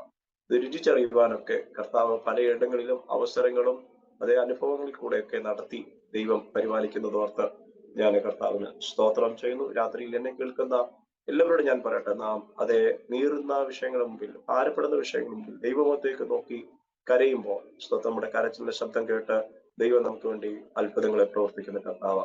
അത് ചിലർക്കൊക്കെ ഉണ്ടാകുന്ന എന്നെ സംബന്ധിച്ച് നമ്മളൊക്കെയും ചിന്തിക്കാറുള്ള ഒരു കാര്യമാണ്. പലപ്പോഴും ഞാൻ നാളുകളായി പ്രാർത്ഥിച്ചിട്ടുണ്ട്. പല വിഷയങ്ങൾക്കും ഞാൻ ഡയറിയിൽ എഴുതി വെച്ച് പ്രാർത്ഥിക്കുന്ന പ്രാർത്ഥനകളുണ്ട്. പക്ഷെ എന്റെ പ്രാർത്ഥനയ്ക്ക് ഇതുവരെ മറുപടി കിട്ടിയിട്ടില്ലല്ലോ. അപ്പൊ പ്രാർത്ഥന ഉപേക്ഷിക്കാൻ നമ്മുടെയൊക്കെ സ്വാഭാവിക ജീവിതത്തിൽ അങ്ങനെയാ. ആ വിഷയത്തിന് വേണ്ടി പ്രാർത്ഥിക്കാറില്ല. അത് നാം ആ വിഷയത്തിന് പ്രാർത്ഥിക്കാതിരിക്കാൻ വേണ്ടി പിശാച് ഒരുക്കുന്ന ഒരു തന്ത്രം തന്നെയാണെന്ന് മനസ്സിലാക്കിയാൽ പിന്നെയും പൂർവാതും ശക്തിയോടെ ആ വിഷയത്തിന് വേണ്ടി ഞാൻ പ്രാർത്ഥിച്ചാൽ ദൈവത്തിനൊരു സമയമുണ്ട്, തക്ക സമയം. ദൈവത്തിന്റെ തക്ക സമയത്ത് ദൈവം കൃത്യമായി ഭംഗിയായി അതേ ലജ്ജിപ്പാൻ സംഗതിയില്ലാത്ത അതേ വേലക്കാരായി നമ്മെ നിർത്തും. അത് ഉറപ്പ് പ്രാപിക്കുന്നവർക്കായി ഞാൻ ഇന്ന് രാത്രിയിൽ കർത്താവിന് സ്തോത്രം ചെയ്യുന്നു. ദൈവം നമ്മെ സഹായിക്കട്ടെ. സ്തോത്രം. അതേ ദൈവത്തിന്റെ കൃപപ്രകാരം നാം ഓരോ ദിവസവും മുന്നേറുന്നുവെങ്കിൽ സ്തോത്രം, ദൈവം ആഗ്രഹിക്കുന്ന അളവിൽ കർത്താവ് നമ്മെ നടത്തുവാൻ സ്തോത്രം. ദൈവം വിശ്വസ്തയുള്ള കർത്താവ്. അതിനുശേഷം ചില നാളുകളുടെ നാട്ടിൽ നിൽക്കേണ്ടതായിട്ട് വന്നു. അതിനുശേഷം പിന്നെയും ഭോപ്പാലിലെ കമ്പനിയിലേക്ക് എനിക്ക് തിരിച്ചു പോകേണ്ടതായിട്ട് വന്നു. ജോലിക്ക് പിന്നെയും പോയി. പിന്നെ ജോലി ചെയ്ത് കഴിയുമ്പോൾ എല്ലാവർക്കും അറിയാം, ജോലി ഉണ്ടെങ്കിൽ പിന്നെ നമുക്ക് എല്ലാ മാസവും ഒരു നിശ്ചിത വരുമാനം കിട്ടുമെന്നുള്ള ഉറപ്പ്. ജോലി ചെയ്താലും അവധി എടുത്താലും എന്തെങ്കിലുമൊക്കെ കുറേ വരെ ഉള്ളൂ. എന്നാലും അത്യാവശ്യം നമ്മുടെ കാര്യങ്ങൾക്ക് നമുക്ക് ഉറപ്പുണ്ട്, എല്ലാ മാസവും നമുക്ക് ഒരു തുക കിട്ടും. അതുകൊണ്ട് നമുക്ക് കാര്യങ്ങൾ മാനേജ് ചെയ്ത് പോകാം എന്നുള്ളൊരു ഉറപ്പ് ഉള്ളത് കൊണ്ട് സ്തോത്രം. അങ്ങനെ ജോലി ലഭിച്ചത് നിമിത്തം പിന്നെ ഭോപ്പാലിലെ വർഷങ്ങൾ കുടുംബമായി ഞങ്ങൾ ഭോപ്പാലിൽ ആയിരുന്നു. അവിടെ കർത്താവ് കർത്താവിന്റെ വേലയുടെ മുഖത്തും ദൈവദാസന്മാരോട് ചേർന്ന് അവിടെ പ്രവർത്തിപ്പാനൊക്കെ കർത്താവ് അവസരങ്ങൾ നൽകി. ഞങ്ങളായിരിക്കുന്ന സമയത്ത് അവിടെ IPC MB റീജിയൻ സ്റ്റേറ്റിന്റെ ചർച്ച ഉണ്ടായിരുന്നു. EN പാസ്റ്റർ അതിന്റെ പ്രസിഡന്റ് ആയിരുന്നു അദ്ദേഹം. ഞങ്ങളുടെ അടുത്തുള്ള ചർച്ച്, ഞങ്ങൾ മട്ടിദ്വീപ് എന്ന് പറയുന്ന സ്ഥലത്താണ് താമസിച്ചിരുന്നത്. അവിടെയും ഞങ്ങൾക്ക് 22 ഫാമിലീസ് ഉള്ള ഒരു ചർച്ച ഉണ്ടായിരുന്നു. അവിടെ കർത്താവിന്റെ ദാസന്മാരോടൊപ്പം പലപ്പോഴും കർത്താവിന്റെ ദാസന്മാരുണ്ടെങ്കിൽ തന്നെയും പല ശുശ്രൂഷകൾക്ക് നേതൃത്വം നൽകാനും ശുശ്രൂഷകൾക്ക് ലീഡ് ചെയ്യുവാനും പല ശുശ്രൂഷകൾ ആഴ്ചകളോളം പാസ്റ്റർമാർ നാട്ടിൽ പോകുന്ന സമയങ്ങളൊക്കെ കർത്താവിന്റെ സഭയുടെ ചാർജായിട്ട് എന്തുകൊണ്ട് കർത്താവിനെ മഹത്വപ്പെടുത്തുവാൻ ദേശത്ത് പ്രവർത്തിപ്പാനൊക്കെ കർത്താവ് സഹായിച്ചു. നമ്മുടെ മകന്റെ വിവാഹം കുറച്ച് ടെൻഷനായിരുന്നു. അപ്പോഴാണ് ഞങ്ങൾ aromamary.com രജിസ്റ്റർ ചെയ്തത്. അവിടെ നിന്നാണ് നമ്മുടെ മകന് നല്ലൊരു പെൺകുട്ടിയെ കണ്ടെത്തിയത്. ഇന്ന് തന്നെ aromamary.com ഡൗൺലോഡ് ചെയ്യൂ. ഇന്നും അവിടെ ഒരു വേലയുണ്ട്. പക്ഷെങ്കിൽ വിവിധ ഭോപ്പാലുള്ള സാഹചര്യങ്ങൾ നിമിത്തം നമുക്ക് ഓപ്പണായിട്ട് കർത്താവിനെ ആരാധിക്കാൻ പറ്റാത്ത സാഹചര്യങ്ങൾ അവിടെ സംജാതമായി ഉള്ളതുകൊണ്ട് അവിടെ ഇപ്പോൾ മിക്ക വിശ്വാസികളും ഉള്ളവർ തന്നെ സൂം മീറ്റിംഗിലാണ് അവിടെ കർത്താവിന്റെ വേലയിൽ ആയിരിക്കുന്നതും കർത്താവിനെ സേവിക്കുകയൊക്കെ ചെയ്യുന്നത്. എന്റെ സിസ്റ്ററും എന്റെ ഉപ്പാപ്പന്റെ വൈഫും കുടുംബവും ഒക്കെ ആയിട്ട് അവര് ഭോപ്പാലില് അവിടെ താമസിക്കുന്നുണ്ട്. അവരെയൊക്കെ കർത്താവ് അത്ഭുതകരമായി നടത്തുന്നു. എന്റെ അനുജൻ ഒരു കർത്താവിന്റെ വേലക്കാരനാണ്. അദ്ദേഹവും ഗൾഫിലായിരുന്നു. അതിനുശേഷം ഞങ്ങളെ കുറിച്ചുള്ള കർത്താവിന്റെ നിർണയപ്രകാരം ഞങ്ങളാരും എനിക്ക് ഒരു സുവിശേഷകനായിട്ട് സഭാചാർന്നിരിക്കുന്നത് വലിയ ഇഷ്ടമുള്ള ഒരു കാര്യമായിരുന്നില്ല. കാരണം ചെറുപ്പം മുതല് നമ്മളിങ്ങനെ മാറി മാറി ഫെയ്ത്തുമില്ലും വിശ്വാസികളെ കുത്തും നേതൃത്വത്തിന്റെ കുത്തും ഒക്കെ കണ്ടും കേട്ടും വളർന്നത് കൊണ്ട് തെറ്റ് വിചാരിക്കരുത് ആരൊന്നും. ഞാൻ പറയുന്നത് നമുക്ക് അങ്ങനെ അപ്പം ഒരു സഭയുടെ ചാർജ് എടുത്ത് ഒരു സുശേഷകനായി സഭയുടെ ഫെയ്ത്തുകളിൽ താമസിക്കുക അല്ലെങ്കിൽ സഭാ ശുശ്രൂഷകനായിരിക്കുക എന്നത് തികച്ചും ഞാനത് ഒരു പ്രായോഗിക തലത്തിലേക്ക് എത്തിച്ചേരാൻ എനിക്ക് കഴിഞ്ഞില്ല. ഞാൻ ഇപ്രകാരം കർത്താവെ നീ അപ്രകാരം ആഗ്രഹിക്കുന്ന കർത്താവിന്റെ സമയത്ത് അങ്ങനെ ആക്കിക്കൊള്ളുക.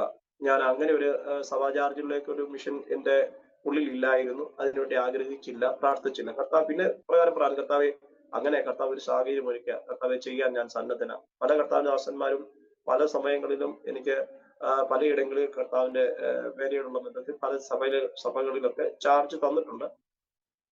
എന്നാൽ ചില സാഹചര്യങ്ങൾ നിമിത്തം ഞാൻ ചിലയിടങ്ങളിലൊക്കെ ചാർജ് എടുത്തതിനു ശേഷം 2000 ചാർജ് എടുത്തു.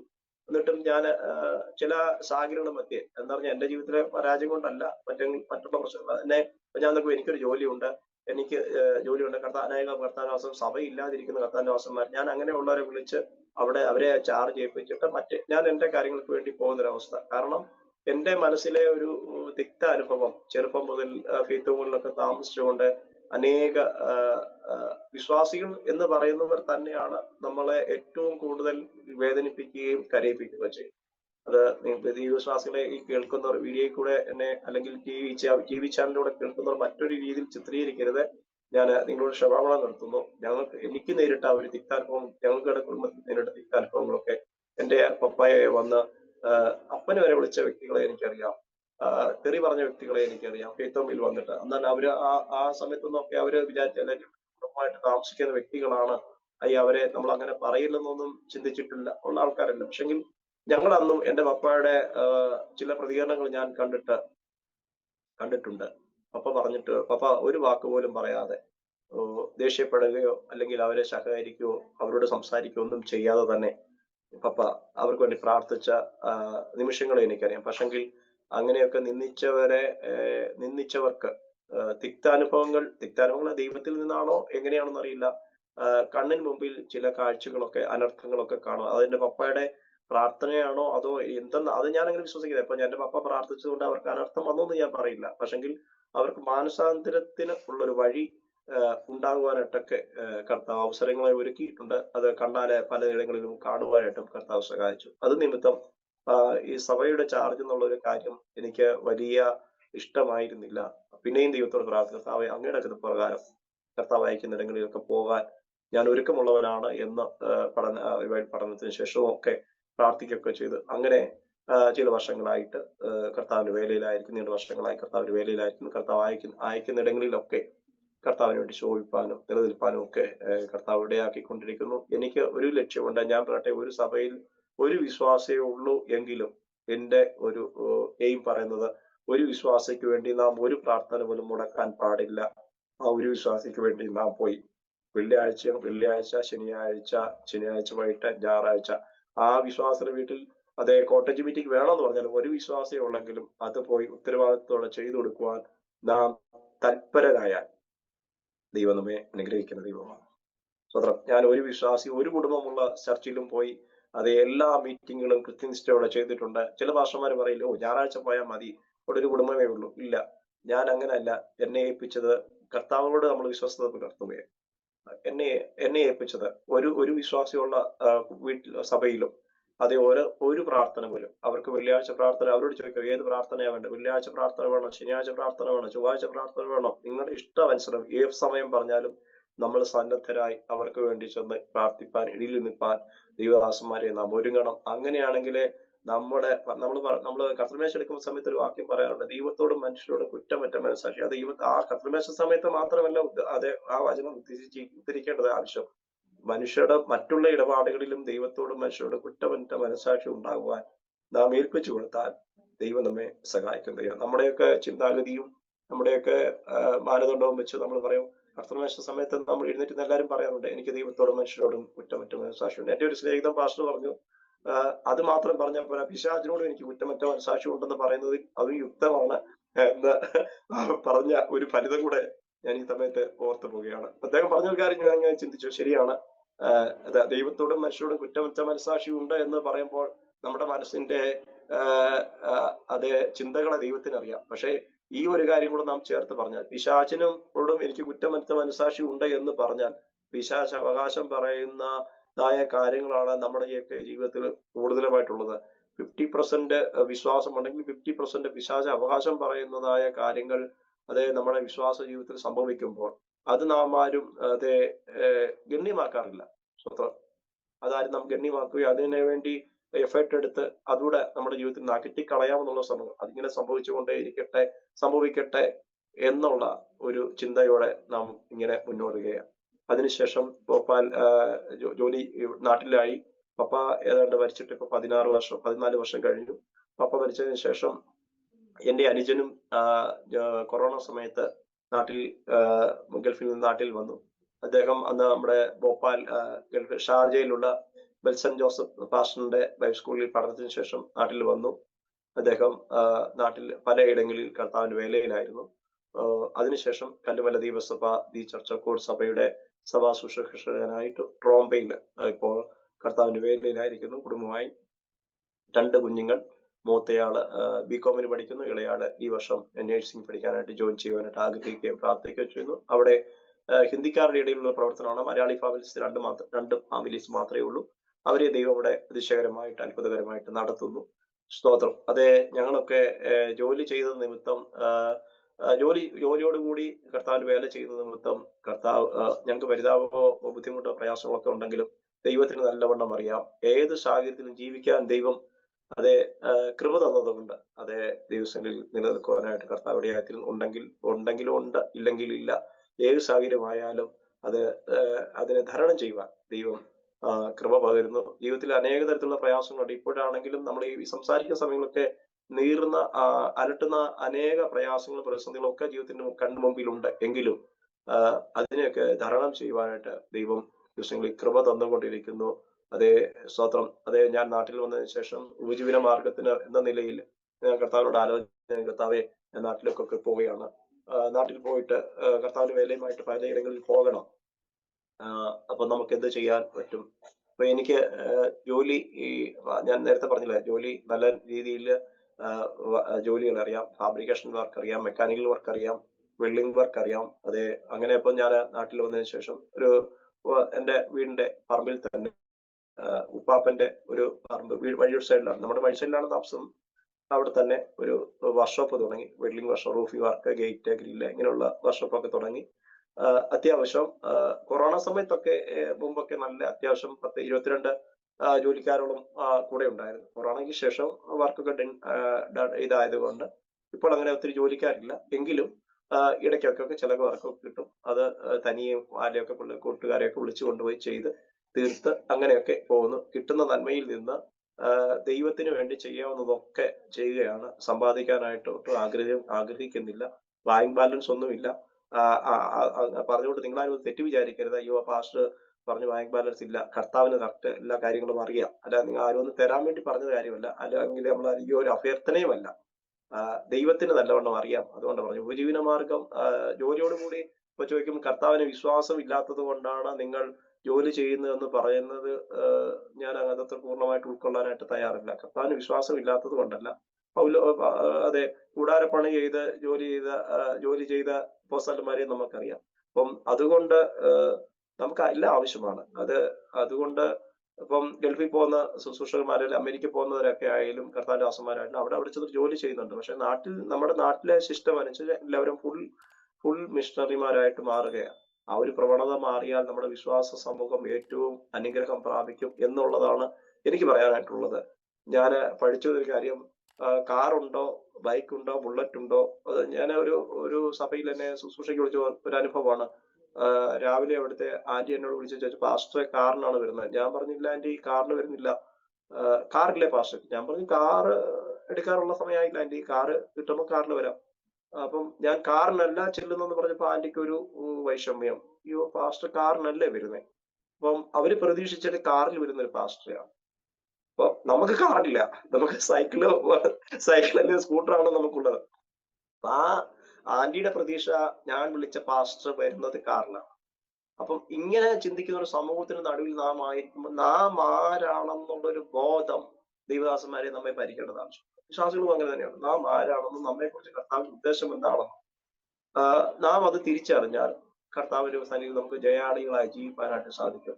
പക്ഷേ ഞാൻ അവിടെ സ്കൂട്ടറിലാണ് ചെന്നത്. പക്ഷെങ്കിൽ ഞാൻ അവിടെ ശുശ്രൂഷയ്ക്ക് ശേഷം അവരുടെ ചില കാര്യങ്ങൾ, ദൈവത്തിന്റെ ആത്മാവ് അറിയിച്ച ചില കാര്യങ്ങൾ വെളിപ്പെട്ട് കഴിഞ്ഞപ്പോൾ, സ്വത്രം, ഞാൻ ആ വീട്ടിൽ പ്രാർത്ഥനയ്ക്ക് ചെയ്യുന്ന സമയത്ത് ആ വീട്ടിലെ അമ്മ എന്നെ വിളിച്ച ആന്റി, മരുമകളും ഒരു മോളും മാത്രമേ 3 പേരാണ്. പിന്നെ അടുത്തുള്ള ഒരു പ്രവാചക ആന്റി, 6 മാത്രമേ അന്നത്തെ പകലിലെ പ്രാർത്ഥനയ്ക്ക്.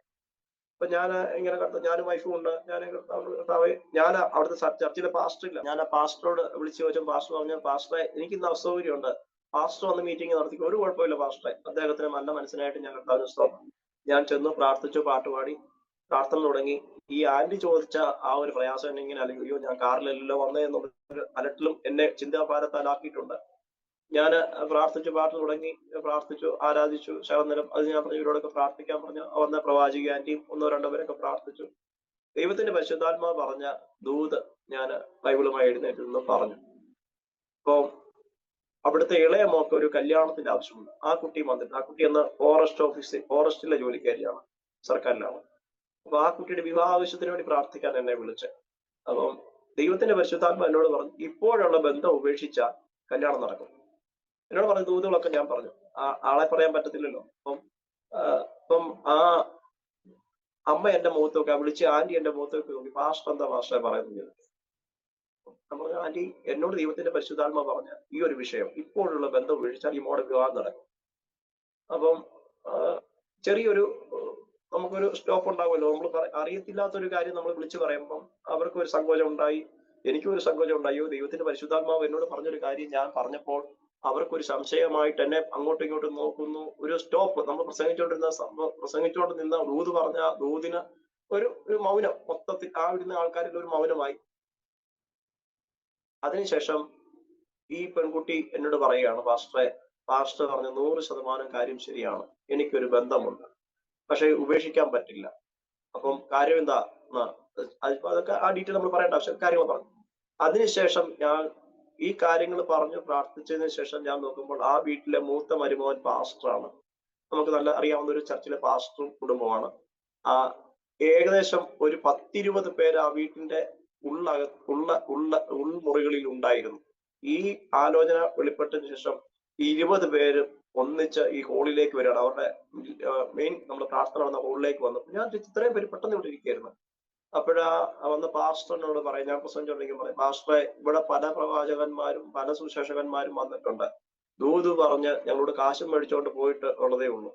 താങ്കളും അങ്ങനെയുള്ള ഒരാള് എന്ന് കരുതിയത് കൊണ്ടാണ് ഞങ്ങള് പുറത്തിറങ്ങാതിരുന്നത് എന്ന് പറഞ്ഞു. പക്ഷെങ്കിൽ ഞാൻ എന്നെ വെളിപ്പെടുത്താൻ പറയല്ല, പക്ഷെ ദൈവത്തിനറിയാമല്ലോ മനുഷ്യന്റെ മനസ്സിനെ.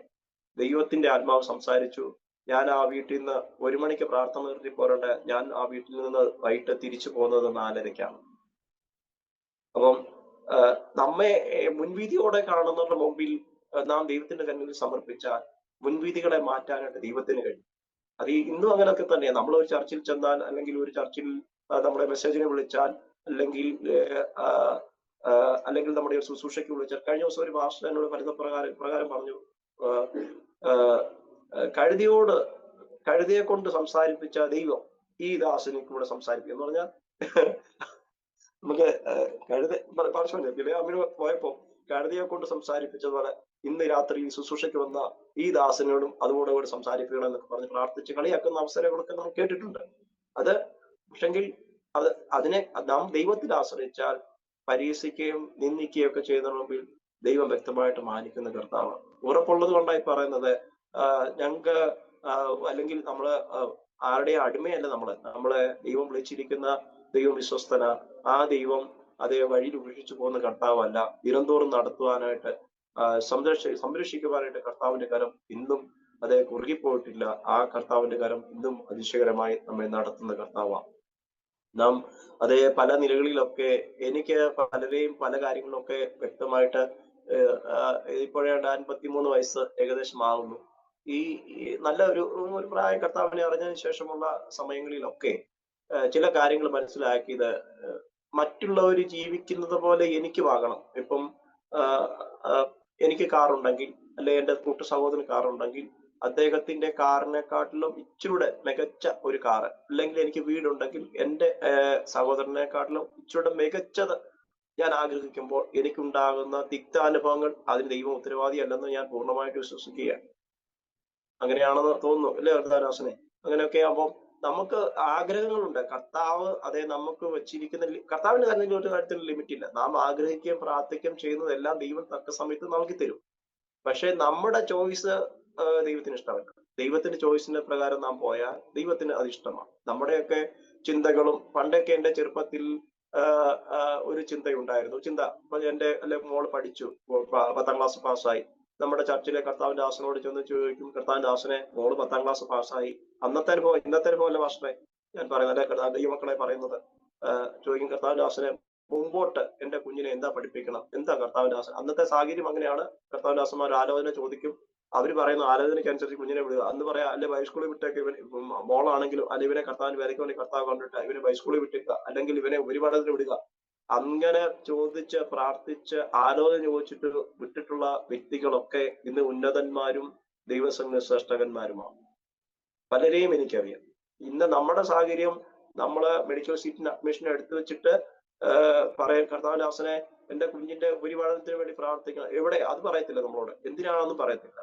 പ്രാർത്ഥിക്കണ കർത്താവിന്റെ ദാസനെ, പ്രാർത്ഥിക്കണ കർത്താവ്. എല്ലാ ആഴ്ചയിലും സാക്ഷി പറയുമ്പോൾ എന്റെ കുഞ്ഞ് 12 പാസ്സായി, മെഡിക്കൽ എൻട്രൻസ് പരീക്ഷ എഴുതി പാസ്സായി, റാങ്ക് ഹോൾഡേഴ്സ് ആയി. എന്നിട്ടും പറയും, കർത്താവിന്റെ ദാസനെ, ഞങ്ങളുടെ കുഞ്ഞിനെ ഓർത്ത് പ്രാർത്ഥിക്കണേ, ഉപരിപഠനത്തിന് വേണ്ടി പ്രാർത്ഥിക്കണമേ. അവനെ ഹോസ്റ്റലിൽ കൊണ്ടാക്കിയിട്ട് ഇവിടെ തിരിച്ചു വന്നിട്ട് നമ്മളോട് പറയും, കർത്താവിന്റെ ദാസനെ, കുഞ്ഞു പോയി, അവന് ഒരു അഡ്മിഷൻ കിട്ടി. അങ്ങനത്തെ ഒരു സാഹചര്യം ഇന്ന്.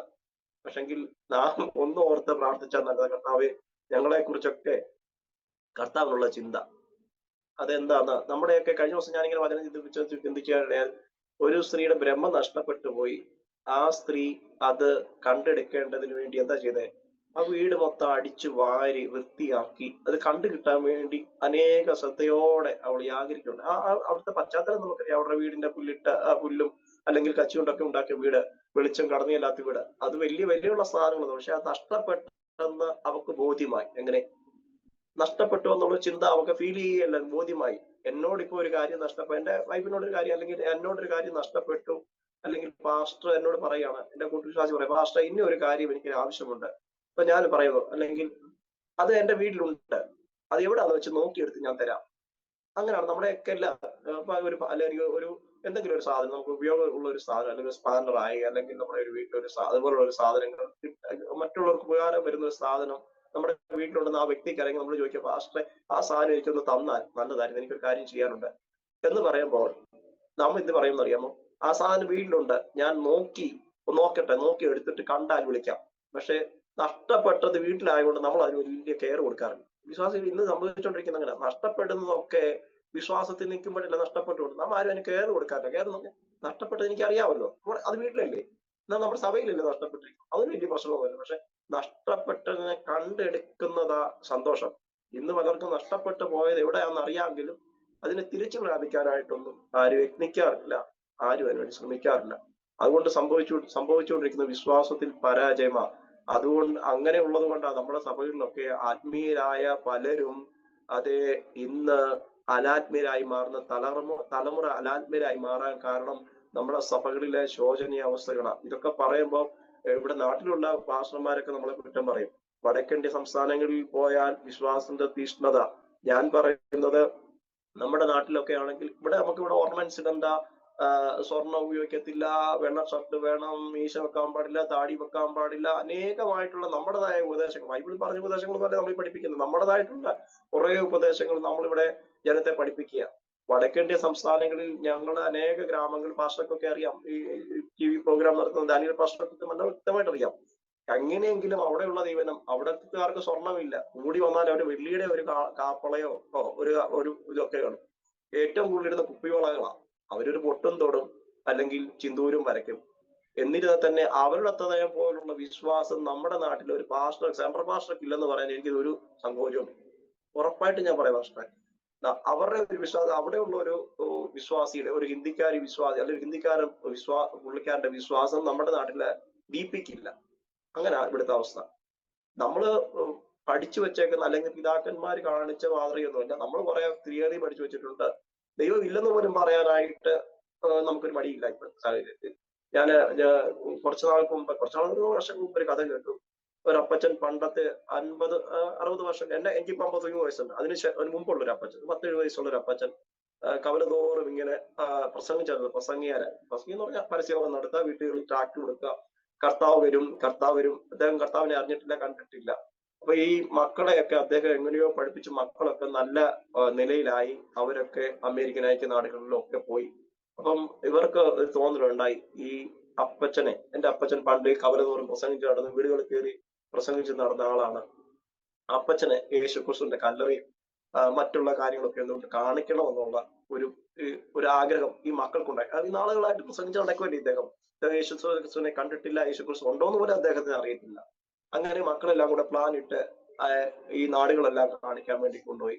അദ്ദേഹത്തെ അവസാനം ഇങ്ങനെല്ലാം കാണിച്ചു വന്നു കഴിഞ്ഞപ്പോൾ അവസാനം യേശുക്രിസ്തുവിന്റെ കല്ലറ അടുക്കലെത്തി. അപ്പം അദ്ദേഹം കല്ലറയ്ക്ക് അടുത്ത് എത്തിയപ്പം അദ്ദേഹം പറഞ്ഞൊരു വാക്ക് അവിടെ ഉദ്ധരിച്ചിങ്ങനെയാണ്: അയ്യോ, എനിക്കിപ്പോഴാ മനസ്സിലായി, ഞാൻ ഈ പ്രസംഗിച്ച് നടന്ന ഈ 10-70 വർഷം ഞാൻ പ്രസംഗിച്ച് നടന്ന കാര്യം സത്യമാണെന്നുള്ള കാര്യം ഇപ്പോഴാണ് എനിക്ക് ബോധ്യമായ. ചിരിക്കാൻ ഞാൻ പറഞ്ഞതല്ല, ഞാൻ പറഞ്ഞു മനസ്സിലായില്ലേ? നമ്മുടെയൊക്കെ ജീവിതത്തിലെ തിക്താനുഭവങ്ങൾ, നമുക്ക് എന്തൊക്കെയോ അറിവുകളുണ്ട്, എന്തൊക്കെയോ ഉണ്ട്. പക്ഷെ ചിലതൊക്കെ നാം വിശ്വസിക്കുന്നത് കണ്ണിനെ കണ്ടാലേ നാം വിശ്വസിക്കുള്ളൂ. അതാണൊക്കെ നമ്മുടെയൊക്കെ ജീവിതത്തിൽ തെറ്റിച്ച് പറയാൻ. കണ്ണിന് കണ്ട് ഇപ്പൊ അദ്ദേഹം ഈ 70 വർഷക്കാലം എനിക്കിപ്പോൾ 53 വയസ്സുണ്ട്. എനിക്ക് വർഷങ്ങൾക്ക് അല്ലെങ്കിൽ 103 വർഷങ്ങൾക്ക് മുമ്പ് അദ്ദേഹം ഈ നാടായി മുഴുവൻ പ്രസംഗിച്ചു നടന്നു. അല്ലെങ്കിൽ 7 വർഷങ്ങൾക്ക് മുമ്പ് പ്രസംഗിച്ചു നടന്നു അദ്ദേഹം. അതെ, മക്കളൊക്കെ നല്ല നിലയിലായി, മക്കളൊക്കെ സെറ്റപ്പ് ആയി കഴിഞ്ഞപ്പോൾ കൊണ്ട് കാണിച്ചപ്പോൾ അദ്ദേഹം യേശുക്രിസ്തുവിന്റെ കല്ലറയുടെ വാതിക്കൽ നിന്നോട് പറയോ, യോ ഞാൻ വർഷങ്ങൾ പ്രസംഗിച്ച കാര്യം സത്യമാണെന്ന് ഇപ്പോഴാണ് എനിക്ക് ബോധ്യമായേ മാത്രം. അപ്പം ഞാൻ പറയട്ടെ, നമ്മുടെയൊക്കെ ജീവിത അനുഭവങ്ങൾ നാം ദൈവത്തിനോട് ചേർന്നാണോ, ദൈവം നമ്മുടെ കൂടെ ഉണ്ടോ, അതോ ദൈവം നമ്മുടെ കൂടെ നിൽക്കുന്നുണ്ടോ, ദൈവത്തിന്റെ സാന്നിധ്യം അനുഭവിച്ചിട്ടുണ്ടോ? കഴിഞ്ഞ ദിവസം എന്റെ ഇളയ പൈതൽ എന്നോട് ചോദിക്കുകയുണ്ടായി, പപ്പ ദൈവത്തെ കണ്ടിട്ടുണ്ടോ? ഞാൻ പറഞ്ഞ് കാണാതെ വിശ്വസിക്കുന്ന ഒരു ഭാഗ്യമാണ്. എനിക്കറിയാവുന്ന രീതിയിലൊക്കെ ഞാൻ എക്സ്പ്രഷൻ ചെയ്തു കൊടുത്തു. കഴിഞ്ഞ ദിവസം പിന്നെ എന്നോട് ചോദിച്ചു, പപ്പ ദൈവത്തെ കണ്ടിട്ടുണ്ടോ? അപ്പൊ നമ്മുടെ വളർന്നു വരുന്ന തലമുറ കാണാൻ ആഗ്രഹിക്കുന്ന ദൈവത്തെയാണ്. പക്ഷെ നമ്മളിലൂടെ അവർ ദൈവത്തെ കാണുവാനായിട്ട് നാം അവസരം ഉണ്ടാക്കിയാൽ അവർ ദൈവത്തെ കണ്ടു. ഇന്ന് പലർക്കും അതിന് സമയമില്ല. പലർക്കും ജോലിയുടെ തിരക്ക്, മറ്റുള്ള കാര്യങ്ങളെ തിരക്ക്. അപ്പൊ നമ്മുടെ തലമുറകളെ ഓർത്ത് ഓരോ ദിവസവും ആത്മാർത്ഥയോടെ പ്രാർത്ഥിച്ചാൽ തലമുറകളെ ദൈവത്തെ കണ്ട്, ഞാൻ പറയട്ടെ, നമുക്ക് കൂടുതലും സമ്പാദിക്കാനായിട്ട് കഴിഞ്ഞില്ലേ. ഞാനിവിടെ എന്റെ മക്കളോട് പറയുന്നത്, നിങ്ങൾ പഠിക്കുന്നുണ്ട്, അഭ്യസിക്കുന്നുണ്ട്, പക്ഷെ നിങ്ങൾക്ക് ഒക്കെ എന്തെങ്കിലുമൊക്കെ സാധിക്കണമെന്ന് ഉള്ള വിചാരമുണ്ടെങ്കിൽ ദൈവത്തെ നമുക്ക് വേറെ ഒന്നും പരിചയപ്പെടുത്തി കൊടുക്കാനായിട്ട് കഴിഞ്ഞിട്ടില്ലെങ്കിലും നമ്മുടെ തലമുറകൾക്കെങ്കിലും നമുക്ക് ദൈവത്തെ പരിചയപ്പെടുത്തി കൊടുക്കാനായിട്ട് കഴിഞ്ഞാൽ, വേറെ വെളിയിൽ പോയി ഒരു ഭാവിയെ രക്ഷിക്കപ്പെടുത്താനായിട്ട് കഴിഞ്ഞിട്ടില്ലെങ്കിൽ, അല്ലെങ്കിൽ വെളിയിൽ പോയി ഒരു വിശ്വാസിയെ നമുക്ക് നേടാനായിട്ട് കഴിഞ്ഞില്ല, നമ്മുടെ കുടുംബത്തിലൂടെ നമ്മുടെ 3 തലമുറകളുണ്ട്, അവർക്ക് ദൈവത്തെ പരിചയപ്പെടുത്തി കൊടുക്കാനായിട്ട് ഇടയായത് അത് ഏറ്റവും മഹത്തരമായ ഒരു ഭാഗ്യമാണ്. പല കർത്താവിന്റെ ദാസന്മാർക്ക് സംഭവിക്കുന്നത് സ്വന്തം കുടുംബത്തിലെ മക്കളെ നോക്കാനോ, മക്കളെ സുവിശേഷം പറയാനോ, അവരെ വിശ്വാസികൾ നിർത്താനോ, അവരെ അഭിഷേകം പ്രാപിപ്പിക്കാനോ ഉത്തേജിപ്പിക്കാതെ നമ്മുടെ സഭകളിലുള്ള കുഞ്ഞുങ്ങളോട് നമ്മൾ പോയി പറയും, നിങ്ങൾ അഭിഷേകം പ്രാപിക്കണം, സ്നാനപ്പെടണം. സ്വന്തം വീട്ടിലെ കുഞ്ഞ് അങ്ങനെ തന്നെ തുറന്ന് അവന് ദൈവവും ഇല്ല, ദേവനും ഇല്ല. ഓരോ പാസ്റ്റർമാരുടെയൊക്കെ മക്കളെ നമ്മുടെയൊക്കെ ജീവിതത്തിൽ സംഭവിക്കാതിരിക്കട്ടെ, മുടിയൊക്കെ നീട്ടി വളർത്തി ഇപ്പോഴത്തെ പുതിയ സ്റ്റൈലിലാ മക്കൾ നടക്കുന്നത്. പാസ്റ്റർമാർക്ക് അവരെ ഉപദേശിക്കാൻ നേരമില്ല, അവരോട് പറയാൻ നേരമില്ല, അവരോട് സംസാരിക്കാൻ നേരമില്ല. പല കുടുംബങ്ങളിലും അങ്ങനെയൊക്കെയുള്ള അജാരകത്വം സംഭവിക്കുമ്പോൾ നമ്മുടെയൊക്കെ കുടുംബങ്ങളിൽ നടന്നുകൊണ്ടിരിക്കുന്നത് എന്തെന്ന് നാം തിരിച്ച് ചിന്തിക്കേണ്ടതായിട്ടുണ്ട്. ഞാൻ എന്റെ അനുഭവത്തിൽ നിന്നാണ് പറയുന്നത്. ഒരാളെ വ്രണപ്പെടുത്താനോ, ഒരാളെ ദൂഷിപ്പിക്കാനോ, അല്ലെങ്കിൽ എന്റെ ഈ സാക്ഷ്യം നിങ്ങൾ കേൾക്കുമ്പോൾ ഇദ്ദേഹം പറയാൻ ഇദ്ദേഹം ആരാണെന്നോ എന്നുള്ള ചിന്ത നിങ്ങൾക്ക് ഉണ്ടാകട്ടെ. എന്റെ അനുഭവമാണ് പറയുന്നത്. ഈ ലോകമോഹങ്ങളിൽ ജീവിക്കുവാൻ, അതേ നല്ല രീതിയിൽ ജീവിക്കാൻ, പൈസ ഉണ്ടാക്കി നല്ല രീതിയിൽ ജീവിക്കാൻ, മാതാപിതാക്കളെ വിട്ട്, സഹോദരങ്ങളെ വിട്ട് അന്യദേശത്ത്, പാസ്റ്റർക്കൊക്കെ അറിയാം, ഈ വടക്കേണ്ടിയ ഭാഗങ്ങളിലൊക്കെ പോയി താമസിച്ചാൽ നമ്മൾ സ്വതന്ത്രര. ആരെ നമുക്കറിയില്ല. നമുക്ക് അവിടെ ചെല്ലുന്ന സമയത്ത് ഹിന്ദി അറിയില്ല. നമുക്ക് എല്ലാ മലയാളിയും അവിടെ ചെല്ലുമ്പോൾ പറയുന്ന ഒരു ഒറ്റ വക, ഹിന്ദി അറിയത്തില്ലാത്ത മലയാളിയും പറയും മേരക്കോ ഹിന്ദി മാലും നെയ്യ്. അപ്പൊ അവര് നമ്മളോട് ഇങ്ങോട്ട് ചോദിക്കും, നീ ഇതെങ്ങനെയാ പറഞ്ഞെന്ന് ചോദിക്കും. അപ്പൊ നമ്മൾ പിന്നെയും പറയും മേരക്കോ ഹിന്ദി മാലും നെയ്യ്. അപ്പം നമ്മളത് കറക്റ്റായിട്ടാ പറയുന്നത് എന്ന് പറഞ്ഞാൽ, അവിടുത്തെ ഭാഷയിൽ നാം പറയുകയാണ് എനിക്ക് ഹിന്ദി അറിയില്ല എന്ന് അവന്റെ ഭാഷയിൽ തന്നെയാ നമ്മൾ പറയുന്നത്. പക്ഷെ നമുക്ക് ഹിന്ദി അറിയില്ല. ഇനി ഇതാണ് പരമാർത്ഥ സത്യം. ഭാഷക്കറിയാം, ഭാഷക്കൊക്കെ അറിയാം. നമ്മളൊക്കെ ആദ്യമൊക്കെ ചെല്ലുന്ന സമയത്ത് നമ്മളിവിടെ ഹിന്ദി പഠിക്കുന്നു, ഇംഗ്ലീഷ് പഠിക്കുന്നു. അവിടെ ചെന്നപ്പോൾ ഹിന്ദി നമുക്ക് പറയാൻ അറിയില്ല. ഹിന്ദിക്കാരോട് നമ്മൾ ഇങ്ങോട്ട് സംസാരിക്കാൻ തുടങ്ങുമ്പോൾ നമ്മുടെ ഒരു ടോണാണ്, നമ്മൾ നേരിട്ട് പറയണം നേരത്തെ ഹിന്ദി മാലിന്യ. പക്ഷെ നമ്മൾ പറഞ്ഞ കാര്യം അവന് ബോധ്യമായി, ഇവന് ഹിന്ദി അറിയത്തില്ലെന്ന് ഇവ പറയുന്നു. പക്ഷെ അവൻ ഉടനെ നമ്മളോട് ചോദിക്കും, നീ ഇതെങ്ങനെ പറഞ്ഞു ചോദിക്കും. എന്നിട്ട് പിന്നെ നമ്മൾ അവനോട് പിന്നെയും മറുപടി പറയുകയാണ്, എനിക്ക് ഹിന്ദി മാലിന്യേ. ഇതാണ് നമ്മുടെ അവസ്ഥ. നമുക്കറിയാവുന്ന കാര്യം പിന്നെയും പറയാ, അറിയില്ല. ദൈവം ഇതെല്ലാം നമ്മെക്കുറിച്ച് ആഗ്രഹിക്കുന്നത്. ദൈവം നമ്മെക്കുറിച്ച് ആഗ്രഹിക്കുന്നത് നിനക്ക് ചില അറിവുകൾ ഉണ്ടാകണം. നമുക്കൊക്കെ പറ്റിയ പരാജയം ദൈവം ആരാന്നുള്ള തിരിച്ചറിവ് ഇതുവരെയും പ്രാർത്ഥിക്കാനായിട്ട് കഴിഞ്ഞിട്ടില്ല. എനിക്ക് എന്റെ ജീവിതത്തിലെ പല അനുഭവങ്ങളൊക്കെ ഉണ്ട്, അങ്ങനെ ഉണ്ടാകാറുണ്ട്.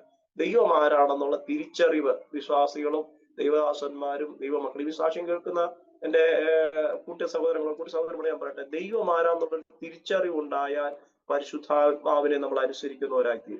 ദൈവം ആരാന്നുള്ള തിരിച്ചറിവ് ഇതുവരെ പ്രാപിച്ചിട്ടില്ല എങ്കിൽ അതേ നമുക്ക് പരിശുദ്ധാത്മാവിനെ അനുസരിക്കാനായിട്ട് ഇടയാക്കിയിട്ടില്ല. ചിലരെയൊക്കെ പറഞ്ഞിട്ടുണ്ട്, ഞാൻ രക്ഷിക്കപ്പെട്ട ആളിലൊക്കെ നല്ല വിശ്വാസത്തിലാണ് മുന്നേറിയ, നല്ല കാര്യങ്ങളൊക്കെ ചെയ്യുമായിരുന്നു, ട്രാക്ട് കൊടുക്കുമായിരുന്നു, സുവിശേഷം പറയുമായിരുന്നു, ഞാൻ എല്ലാ കാര്യങ്ങളും ആക്റ്റീവായിട്ട് ചെയ്യുമായിരുന്നു. ഞാനിപ്പോ കുറച്ച് നാൾ കൊണ്ട് ഒന്നും ചെയ്യാറില്ല. കാര്യം എന്താ? ദൈവം ആരാന്നുള്ള തിരിച്ചറിവ് അന്നും ഉണ്ടായിട്ടില്ല. അന്നൊരു ഇളക്കപ്പെരുപ്പത്തും കയറിയപ്പം വിശ്വാസത്തിലോട്ട് വന്നപ്പം എല്ലാവരും ഇതൊക്കെ ചെയ്യുന്ന കണ്ടപ്പോൾ ഞാനും അങ്ങ് ചാടി ഇറങ്ങി, ചെയ്തേക്കാം എന്നൊക്കെ പറഞ്ഞ് ചെയ്തു.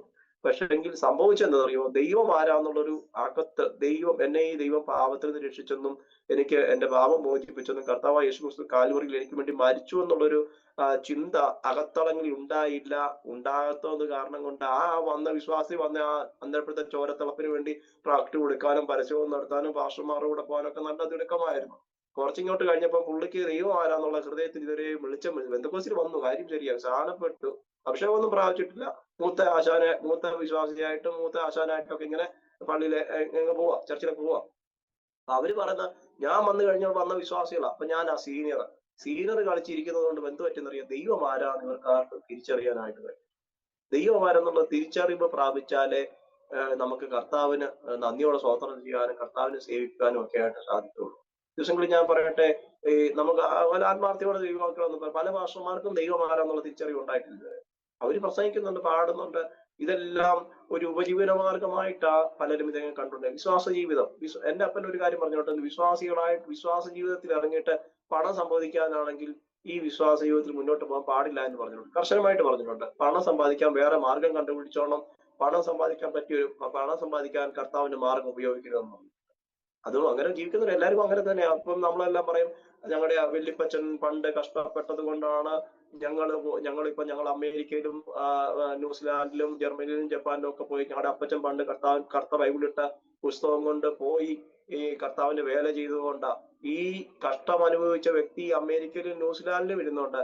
ഒരൊറ്റ വ്യക്തിയോട് സുവിശേഷം പറയുകയോ ഒരു വ്യക്തിക്ക് നല്ല കാര്യം ചെയ്യുകയോ ചെയ്യാറില്ല. അവിടെ ഇരുന്നോട്ട് വീമ്പ് പറയും, ഞാൻ ഇങ്ങനെ ചെയ്തിട്ടുണ്ട്, എന്റെ വല്യപ്പച്ചൻ അത് ചെയ്തിട്ടുണ്ട്, എന്റെ വല്യമ്മച്ചി ഇങ്ങനെ ചെയ്തിട്ടുണ്ട്.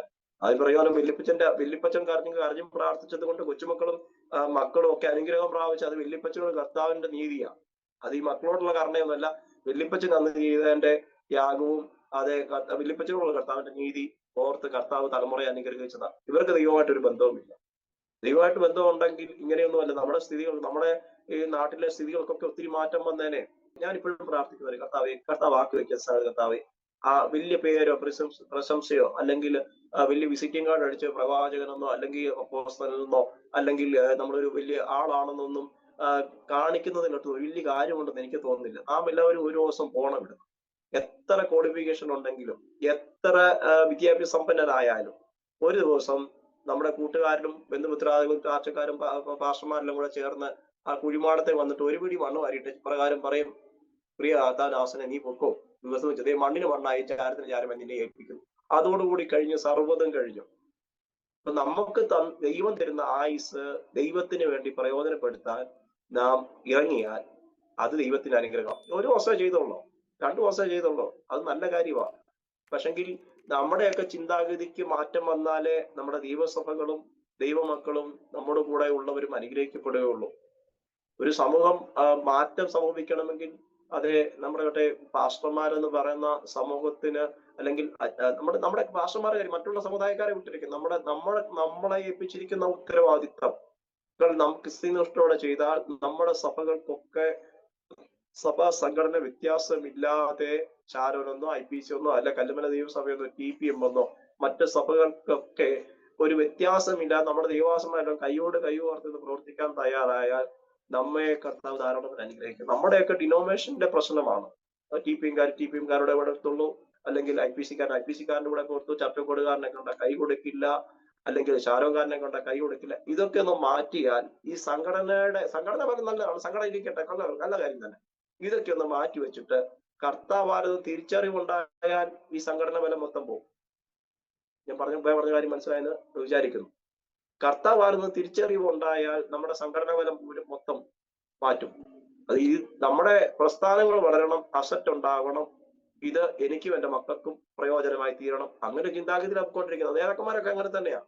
എനിക്ക് വളരെ അറിയാം. ഞാൻ കഴിഞ്ഞ ദിവസം ഒരു പാസ്റ്ററിനോട് പറഞ്ഞു, എന്റെ പിതാവ് മരിക്കുമ്പോൾ എനിക്ക് 3 പെൺമക്കളുണ്ട്, 3 പേരുടെ പേരിലും 10 ലക്ഷം രൂപ വിട്ടേച്ചാ പോയ. പിന്നെ എന്തിനു പേടിക്കാനാ? പിന്നെ ഇവിടെ പ്രാർത്ഥിക്കും, കൊച്ചാവേ കുഞ്ഞിന്റെ ഭാവി അനുഗ്രഹമാക്കി തരണേ, അവർക്ക് നല്ലൊരു ജീവിതം ഉണ്ടാകണമേ.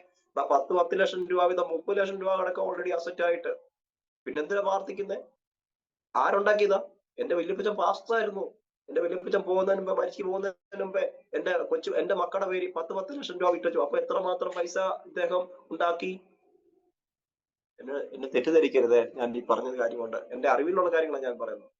അപ്പൊ നാം ദൈവത്തിന് വേണ്ടി നിന്നാൽ അദ്ദേഹത്തിന് ദൈവം കൊടുത്തതായിരിക്കും, അല്ലെങ്കിൽ എന്റെ അമ്മയുടെ ജ്യേഷ്ഠനുണ്ടായിരുന്നു. അദ്ദേഹം മരിക്കുന്നതിന് മുമ്പ് മക്കളുടെ എല്ലാവരുടെയും പേരിൽ അദ്ദേഹം പറഞ്ഞു, മക്കൾ എന്റെ മരണസമയത്ത് മക്കളെല്ലാം വരുമ്പോൾ അവർക്കെല്ലാവർക്കും 5,000 രൂപ വെച്ച് കൊടുത്തിട്ടുണ്ട് മക്കള്. എന്റെ മരണത്തിന് വന്നിട്ട് മക്കൾ തിരിച്ചു പോകുമ്പോൾ എല്ലാ മക്കൾക്കും 5-5 രൂപ വെച്ച് കൊടുക്കണം, 5,000 രൂപ വെച്ച് കൊടുക്കണം. കാരണം എന്താണെന്നറിയാമോ? എന്റെ മരണത്തിന് വന്ന് കഷ്ടപ്പെട്ടെന്ന് അവർ നാളെ പറയാനിടയാകരുത്. അങ്ങനെയുള്ള പ്രതിഷ്ഠയുള്ള കർത്താവിന്റെ ദാസന്മാരുണ്ട്. പറഞ്ഞ പറയുമ്പോൾ ഞാൻ മനസ്സിലായില്ലേ? അപ്പൊ നമ്മൾ ദൈവം ആരാന്നുള്ളൊരു തിരിച്ചറിവ് പ്രാപിച്ചാൽ നമ്മുടെ സ്ഥിതിക്കൊക്കെ ദൈവം മാറ്റം വരും. സ്ഥിതിക്ക് മാറ്റം വരാത്തത് എത്രത്തോളം കാലം എന്താണെന്ന് അറിയാം. ചിലപ്പോൾ ഇപ്പം ഈ എന്റെ ഈ പ്രോഗ്രാം കേൾക്കുമ്പോൾ നിങ്ങൾ വിചാരിക്കും ഈ പുള്ളി എന്താ ഈ പറയുന്നത്, ഈ പുള്ളിയുടെ സ്ഥിതിക്ക് വല്ല മാറ്റം വന്നത്. എന്നെ അറിയാവുന്ന പലരും കാണും, ഈ കേൾക്കുമായിരിക്കും, ഈ പുള്ളിക്ക് എന്താ സാർ ഇപ്പോഴും ഈ പുള്ളി വെള്ളിങ്ങിന്റെ പണിയല്ല ചെയ്തുകൊണ്ടിരിക്കുന്നതൊക്കെ ചോദിച്ചേക്കാം. പക്ഷെങ്കിൽ ദൈവത്തിന് നമ്മെ കുറിച്ചുള്ള ഉദ്ദേശം, ദൈവത്തിന്റെ ഹിതപ്രകാരം നാം മുന്നേറിയാൽ ദൈവം നമ്മുടെ അവസ്ഥയൊക്കെ മാറ്റം വരുത്തുന്ന ഒരു കർത്താവാണ്. സ്തോത്രം. അതെ, ഈ പലപ്പോഴും നമ്മുടെയൊക്കെ ജീവിതത്തിൽ ദൈവത്തിന് മുഖ്യസ്ഥാനം കൊടുക്കാനായിട്ട് നമുക്ക് കഴിയില്ല. ഞാൻ കുഞ്ഞുങ്ങളോട് ഇപ്പൊ പറഞ്ഞിട്ടുണ്ട്, കുഞ്ഞുങ്ങളെ നിങ്ങൾ വളർന്നു വരികയാണ്, ദൈവത്തിന് മുഖ്യസ്ഥാനം കൊടുക്കണം. മാതാപിതാക്കളെക്കാൾ ഉപരി അല്ലെങ്കിൽ മറ്റുള്ളവരെക്കാൾ ഉപരി നാം ദൈവത്തിന് മുഖ്യസ്ഥാനം കൊടുത്താൽ ദൈവം തക്ക സമയത്ത് നമ്മെ മാനിക്കുന്നുണ്ട്. എന്റെ മോള് ഇങ്ങനെ അവൾക്ക് തന്നെ അറിയാം, അവൾക്ക് ബുദ്ധി കുറവാണെന്നും ജ്ഞാനം കുറവാണെന്നും ഒക്കെ അവർക്കറിയാം. പക്ഷെങ്കിൽ അവള് ഞാൻ കണ്ടൊരു കാര്യം, എന്നെക്കാളും കൂടുതൽ എന്റെ മോള് പ്രാർത്ഥിക്കും. ഞാൻ മുതുകുസ്തുതി പറയല്ല, എന്നെക്കാളും കൂടുതൽ എന്റെ മോള് പ്രാർത്ഥിക്കും. പല ആവശ്യങ്ങളും എന്നോട് ചോദിക്കുന്നതിന്, അവൾക്കൊരു 10 രൂപ ആവശ്യമുണ്ടെങ്കിൽ എന്നോട് ചോദിക്കുന്നതിനേക്കാൾ മുമ്പ് കർത്താവിനോട് പറയും. അല്ലെങ്കിൽ അവളുടെ ആവശ്യം ദൈവത്തോട് പറയും, കർത്താവ് എനിക്കൊരു 10 രൂപ വേണം, പപ്പയോട് ചോദിക്കാൻ പോവാം. എന്നോട് ചോദിക്കുന്നത് എങ്ങനെയാണെന്ന് ചോദിക്കുന്നത്, പപ്പായെ ഉണ്ടോ എന്ന് ചോദിക്കും. ഞാൻ പറയാം എൻ്റെ കയ്യിലില്ല, പപ്പയുടെ കയ്യിലുണ്ട്. ഞാൻ പറഞ്ഞിട്ടുണ്ട്, പറയേണ്ട ആളോട് ഞാൻ പറഞ്ഞിട്ടുണ്ട്. അവിടെ ഏത് ആവശ്യങ്ങൾക്ക് വേണ്ടി പൈസ ചോദിച്ചാലും നമ്മുടെ കയ്യിൽ ഇല്ലെങ്കിൽ തക്ക സമയത്ത് അവള് ചോദിക്കുന്ന ടൈമിൽ അവർക്ക് ആ പൈസ കൊടുക്കാനായിട്ട് കർത്താവ് ഞാൻ അറിയത്തില്ല. ഇന്ന് വരെയുള്ള അനുഭവങ്ങൾ അങ്ങനെ. ഞാൻ സത്യം പറയാണ് പക്ഷേ, ഞാൻ അവിടെ നഴ്സിംഗിന് വിട്ട സമയത്ത് കൊറോണ ബാച്ചിലാണ് കുഞ്ഞു പോയി ചേർന്നത്. ആ ടൈമിലൊക്കെ നല്ലതായിട്ട് വർക്ക് നടക്കുന്ന സമയം. അപ്പൊ നമുക്കൊരു കരുതലുണ്ടായിരുന്നു. അപ്പൊ ചില കാര്യങ്ങൾ വന്നപ്പോൾ ആ കരുതലൊക്കെ കുഞ്ഞിന് വേണ്ടി വെച്ച് സേവ് ചെയ്തിരുന്ന പൈസയൊക്കെ എടുത്ത് നമുക്ക് അങ്ങോട്ടും ഇങ്ങോട്ടും മാറ്റി മറിക്കേണ്ട വന്നപ്പോൾ കുഞ്ഞിന്റെ ഫീസ് അടയ്ക്കാനായിട്ട് പലപ്പോഴും ഞാൻ ബുദ്ധിമുട്ടിയിട്ടുണ്ട്. പലപ്പോഴും ബുദ്ധിമുട്ടുകയും ചില സാഹചര്യമൊക്കെ ചിലരൊക്കെ ചോദിക്കേണ്ടതായിട്ട് വന്നിട്ടുണ്ട്. പക്ഷെ ചോദിച്ചിടത്തൊന്നും കിട്ടിയിട്ടില്ല കേട്ടോ, സത്യാവസ്ഥ ഏതാണ്. പക്ഷെ തക്ക സമയത്ത് എങ്ങനെയെങ്കിലും എന്ന് പറഞ്ഞാൽ തക്ക സമയത്ത് കർത്താവ് വഴിയൊരുക്കും. കർത്താവ് ആ കാര്യങ്ങളെ ഭംഗിയായിട്ട് കഴിഞ്ഞ മാസം തന്നെ അവിടെ ലാസ്റ്റ് ഫീസ് അടച്ചു തീർന്നതിന് ശേഷം കോളേജിൽ അവര് മൊത്തം ഈ കണക്ക് നോക്കിയപ്പോ ബാലൻസ് ഒരു 7,500 രൂപ കൊടുത്തു തീർക്കണം. എന്നോട് വിളിച്ചു പറഞ്ഞു, പപ്പ ഒരു 7,500 രൂപ ബാലൻസ്. ഞാൻ അവളെ വഴക്ക് പറഞ്ഞു, നീ ഈ ഫീസ് കൊടുത്തതിന്റെ റെസിപ്റ്റ് കറക്റ്റ് ആയിട്ട് കളക്ട് ചെയ്യാത്തതുകൊണ്ടല്ലേ മോളെ, പപ്പയുടെ കണക്കനുസരിച്ച് ഇനി നമുക്ക് ഇങ്ങോട്ട് പൈസ കിട്ടാൻ അങ്ങോട്ട് കൊടുക്കാനില്ല. അല്ല പറഞ്ഞു. അവള് പറഞ്ഞപ്പ ലാസ്റ്റ് ഒരു 30,500 രൂപ കൊടുക്കാറുണ്ടായിരുന്നു. അത് കൊടുത്ത് തീർത്തതിന് ശേഷം പറഞ്ഞു, അപ്പൊ ഒരു 7,500 രൂപ കൊടുക്കാണ്ട്. അപ്പൊ അവളൊരു ഡേറ്റ് പറഞ്ഞു സിസ്റ്ററോട്, 14-ാം തീയതി ഈ നമ്മുടെ ഏപ്രിൽ 14-ാം തീയതി പൈസ കൊടുക്കാം. ഏപ്രിൽ 14, 15 അവധിയായിരുന്നു, വിഷുവിന്റെ ഒക്കെ അവധിയായിരുന്നു. അപ്പൊ എന്നെ വിളിച്ചത്, പപ്പ ഞാൻ 14, 15 14-ാം തീയതി ഡേറ്റ് കൊടുത്തിരിക്കുന്നു. ഞാൻ 14-ാം തീയതി അവധിയാണ്, 15-ാം തീയതി അവധിയാണ്, പൈസ എന്റെ കയ്യിലായിട്ടില്ല. ഞാൻ വേറൊരു കാര്യത്തിന് തിരിച്ച് പോയിട്ട് വേറൊരു വർക്ക് ലഭിക്കുമെന്ന് കണ്ട് പോയതല്ല. ആ വീട്ടിൽ ചെന്നു, വീട്ടുകാരൻ പറയാണ്, പാസ്റ്ററെ എന്റെ വീടിന്റെ മേൽവശം പ്രൂഫ് ചെയ്യണം, നാളെ പാസ്റ്റർ എന്നാ വർക്ക് തുടങ്ങുന്നത്. ഞാൻ ആ വർക്ക് നോക്കാനായിട്ട് അവിടെ ചെന്നതാണ്, പണി ചെയ്യാനല്ല, അളവെടുത്ത് നോക്കാൻ വേണ്ടി എന്നോട് തിരിച്ച് സിറ്റിയോടിൽ ഇറങ്ങിയപ്പോ എന്നോട് പാസ്റ്റർ എന്നും അല്ല തുടങ്ങുന്നത്. ഞാൻ പറഞ്ഞു, എന്ന് വേണമെങ്കിലും തുടങ്ങാം, ഒരു പ്രശ്നമില്ല. അപ്പം നമുക്ക് നമ്മുടെ ആവശ്യമാണ്, കർത്താവിനോട് പറഞ്ഞിരിക്കുന്ന ഒരു ആവശ്യമാണ്, കർത്താവ് ഇന്ന കാര്യം നടക്കണം. എനിക്ക് ആ പണി കിട്ടുന്ന കാര്യമില്ല. എനിക്ക് കുഞ്ഞിന്റെ ഫീസ് 15-ാം തീയതി അടയ്ക്കാൻ പറഞ്ഞപ്പോൾ അവള് അവധി ആയത് കാരണം കൊണ്ട്, വിഷു ആയതുകൊണ്ട് 15 എന്നുള്ള ഡേറ്റ് ആയി. അപ്പൊ ഞാൻ ആ മേഡത്തെ പ്രിൻസിപ്പാളിനെ വിളിച്ചു പറഞ്ഞു, മേഡം അവധിയാണ്, പൈസ റെഡി ആയിട്ടില്ല. നമ്മൾ സാറേ കുഴപ്പമില്ല, 16-ാം തീയതി അടച്ചോ. അപ്പൊ അവർ ഒരു ദിവസം കൂടെ സാവകാശം തന്നു. അപ്പൊ 16-ാം തീയതി നമുക്ക് പൈസ അടയ്ക്കണം. അപ്പൊ ഞങ്ങളിങ്ങനെ പ്രാർത്ഥിച്ചു, കാരണം ഒരു വഴിയുമില്ല. അപ്പൊ എന്താ ചെയ്യുന്നത്? അപ്പൊ ഞാനും വൈഫും ചില കാര്യങ്ങളൊക്കെ ഞാൻ അദ്ദേഹം എന്നെ വിളിച്ചു, പാസ്റ്റർ ഇവിടെ വന്നേ ഈ വർക്കിന്റെ കാര്യം നോക്കി. ചെന്നു. ഞാൻ തിരിച്ചു പോരാൻ നേരത്തെ അദ്ദേഹം പറയാം, നാളെ തൊട്ട് പണി തുടങ്ങണം, പാസ്റ്റർ എത്ര രൂപ അഡ്വാൻസ് വേണമെന്ന് ചോദിച്ചു. ഞാൻ പറഞ്ഞു, വെച്ചാൽ സാധനം എടുക്കുന്നത് 1.5 ലക്ഷം രൂപ ഉണ്ടെങ്കിലേ ഉള്ളൂ. അപ്പൊ ഞാനടുത്ത് പുള്ളിക്കാരന്റെ പണി തുടങ്ങാൻ വേണ്ടിയില്ലേ ഒരു ടോക്കൺ അഡ്വാൻസ് എന്ന് പറയാൻ 50,000 രൂപ ടോക്കൺ അഡ്വാൻസ് വരും. 2 ലക്ഷം രൂപ അല്ലെങ്കിൽ 3 ലക്ഷം രൂപ വർക്ക് ഉണ്ടെങ്കിൽ നമുക്ക് ഒരു 50,000 രൂപ തരും. അദ്ദേഹത്തോട് ചോദിക്കാതെ അദ്ദേഹം അകത്ത് പോയി വന്നിട്ട് 1.5 ലക്ഷം രൂപ എടുത്ത് എന്റെ കയ്യിൽ കൊണ്ടു തന്നു. അവിടെ ദൈവം വിശ്വസ്തനാണ്. അപ്പൊ പ്രാർത്ഥിച്ചാൽ ദൈവത്തിന് തക്ക സമയത്ത് ചിലത് ചെയ്യാൻ കഴിയും. അപ്പൊ നമ്മുടെ പ്രാർത്ഥനയ്ക്ക് മുടക്കം വരുത്താൻ വേണ്ടി ചിലപ്പോ നന്മ താമസിച്ചാലും കർത്താവെ അതുകൊണ്ട് ലജ്ജ കൂടാതെ മുട്ടിക്ക് നിമിത്തം സ്നേഹിതനായ കൊണ്ട് അവന് വേണ്ടുവോളം നൽകിയതാണ്. അപ്പൊ നമുക്ക് ചില കാര്യങ്ങളൊക്കെ ചോദിക്കാനായിട്ട് നമ്മുടെ ഒരു എന്താണ് പ്രിസ്റ്റീജ് ഇഷ്യൂ അത് സംഭവിക്കാതിരിക്കാൻ വേണ്ടി നമ്മൾ ചില കാര്യം ദൈവത്തോട് തുറന്നു പറയാറില്ല. ആ നമ്മള് ജീവിത സാഹചര്യമാണ്. ദൈവത്തോട് പോലും ചില കാര്യങ്ങൾ നാണം കെട്ട് പറയാത്തില്ല. അയ്യോ അത് പറഞ്ഞാൽ അല്ലെ വല്ലവര് പറഞ്ഞാൽ എങ്ങനെയായി തീരുമെന്നുള്ളൊരു ചിന്താഗതി ഉള്ളത് കൊണ്ട് നമുക്ക് ചില കാര്യങ്ങൾ ദൈവത്തോട് പറയാൻ മടിയാണ്. അപ്പൊ ദൈവത്തോട് പറയാൻ മടിക്കുന്നത് കാരണം കൊണ്ട് ദൈവത്തിന്റെ പരിശുദ്ധാത്മാവിന് നമ്മളിൽ അത് പ്രവർത്തിക്കാനോ ക്രിയ ചെയ്യാനോ കഴിയത്തില്ല. എനിക്ക് ഒരൊറ്റ കാര്യം മാത്രമേ ഉള്ളൂ. പക്ഷെങ്കിൽ കർത്താവെ, ഞങ്ങളെ കുറിച്ച് മുമ്പോട്ടുള്ള ജീവിത രീതികളിൽ മുന്നോട്ടുള്ള ജീവിത യാത്രയിൽ കർത്താവെ, അങ്ങേ ആരത് തിരിച്ചറിഞ്ഞ് അങ്ങയുടെ ഹിതം ചെയ്ത് കർത്താവ് ഞങ്ങൾ കുടുംബമായി ദൈവത്തെ സേവിപ്പാൻ മാനിപ്പാൻ ഒക്കെ കർത്താവെ കുടുംബമായിട്ട് ഞാൻ പറയട്ടെ, കൂടുതലൊന്നും ആരെ നേടാൻ കഴിഞ്ഞിട്ട് നമ്മുടെ കുടുംബവും നമ്മളും കർത്താവിനെ രാജ്യത്തിൽ കണ്ട അത് ഏറ്റവും ഭാഗ്യമാണ്. ഞാൻ പാസ്റ്ററാ, എനിക്ക് 3 മക്കളുണ്ട്, വൈഫുണ്ട്. ഞങ്ങൾ ഈ 5 പേരും കർത്താവിന്റെ സന്നിധി വിശ്വസ്തയോടെ നിന്ന് കർത്താവിന് വേണ്ടി പ്രയോജനപ്പെട്ടാൽ അതിൽ പരം വേറെ ഭാഗ്യങ്ങളൊന്നുമില്ല. ആരെ നേടിയില്ലെങ്കിലും പ്രശ്നമൊന്നുമില്ല, ദൈവം പ്രാഗത്വമൊന്നുമില്ല. ഒരു ആത്മാവിനെ നേടിയ നല്ലതാണ് കാര്യം സംഭവിക്കുന്നു. പക്ഷെങ്കിൽ നമ്മുടെ കുടുംബം പോലും കൈവിട്ടു പോകാതെ ദൈവസന്നിധി കാണുകയാണെങ്കിൽ ഇത് ഏറ്റവും മഹത്തരമായ ഭാഗ്യമാണ്. അത് ചിലർക്ക് ആ ചിന്തയൊന്നുമില്ല. എങ്ങനെയും ഒക്കെ ആയിക്കോട്ടെ, മക്കൾ പോകുന്നിടത്തോടെ പൊക്കോട്ടെ, സഹോദരി പോകുന്നിടത്തോടെ പൊക്കോട്ടെ, അതൊന്നുമല്ല. നമ്മുടെ കുടുംബത്തിൽ ഞാൻ കുടുംബാന്തരീക്ഷങ്ങളിൽ ഞാൻ പറയട്ടെ, നമ്മുടെ കുടുംബാന്തരീക്ഷങ്ങളിൽ സന്ധ്യപ്രാർത്ഥന പോലും ഇല്ലാത്ത അനേക വീടുകളെ എനിക്കറിയാം. ഞാൻ ചർച്ചിലൊക്കെ കഴിഞ്ഞ ദിവസം ചോദിച്ചു, കൈ പൊക്കാൻ പറഞ്ഞപ്പോൾ ചിലരൊക്കെ എന്നോട് പണങ്ങി. ഞാൻ ചോദിച്ചു, വീട്ടിൽ സന്ധ്യയ്ക്ക് കുടുംബ പ്രാർത്ഥനയുള്ള വീട് കൈ വെക്കാൻ പറഞ്ഞു പാസ്റ്റർ, ഞങ്ങൾ ജോലിയൊക്കെ കഴിഞ്ഞ് വരുമ്പോൾ ടൈം ആകും, അപ്പൊ സന്ധ്യയ്ക്കൊന്നും വരുന്നത് അതൊക്കെ പ്രാക്ടിക്കലായിട്ട് കാര്യങ്ങൾ പ്രാർത്ഥിക്കും. ഞങ്ങൾ പ്രാർത്ഥിക്കാറുണ്ട്, അത് ഓക്കെയാണ്. ഉപവാസം എടുക്കാറുണ്ട്, ഓക്കെയാണ്.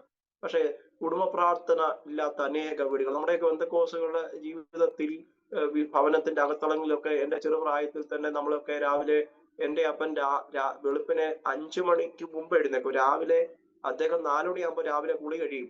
5 മണിയാകുമ്പോൾ അദ്ദേഹത്തിന്റെ ബെഡ്റൂമിൽ അതിരാവിലെ തിരുസന്നിധിയിൽ ഞാൻ അണയുന്നുള്ള പാട്ട് കാണും.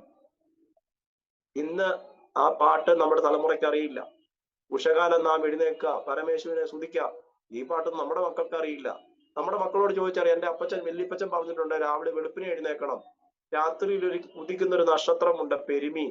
നമ്മുടെ തലമുറയോട് ചോദിച്ചു, പെരുമീൻ എവിടെ നിന്നറിയില്ല. നമ്മുടെ പിതാക്കന്മാർക്ക് വാച്ചില്ലാത്ത സമയത്തും ക്ലോക്ക് ഇല്ലാത്ത സമയത്തും അവര് വെളുപ്പിനെ യാത്ര പോകണമെങ്കിൽ രാവിലെ എഴുന്നേറ്റ് നോക്കും, പെരുമീൻ ഉദിച്ചോ എന്ന്. പാസ്റ്റർക്ക് മിക്കവാറും അറിയായിരിക്കും, അറിയായിരിക്കും. പെരുമീൻ ഉദിച്ചോ എന്ന് ചോദിക്കും.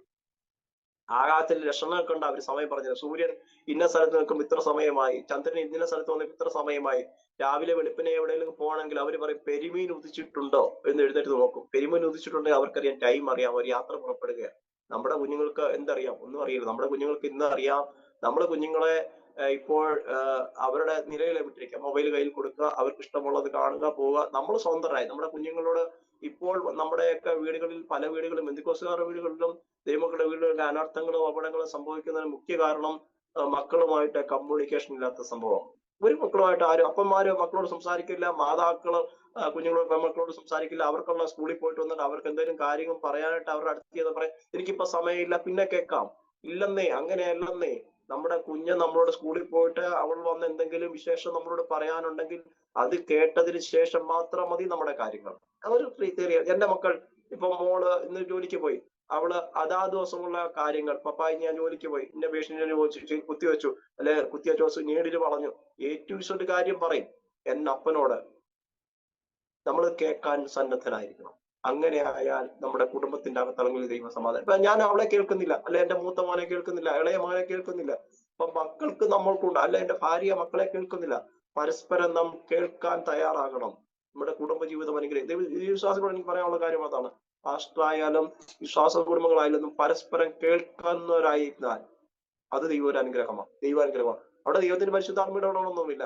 എന്റെ കുഞ്ഞിന്, അല്ലെ എന്റെ മോൾക്ക്, എന്റെ മോന് എന്നോട് പറയാനുള്ള, ഷെയർ ചെയ്യാനുള്ള കാര്യം ഞാൻ കേൾക്കാൻ അവൾക്ക് വേണ്ടി 5 മിനിറ്റ് മാറ്റി വെച്ചാൽ ചിലപ്പോൾ അത് അവരുടെ ജീവിതത്തിന്റെ സ്ഥിതിയെ മാറ്റിമറിച്ചെന്നിരിക്കാം.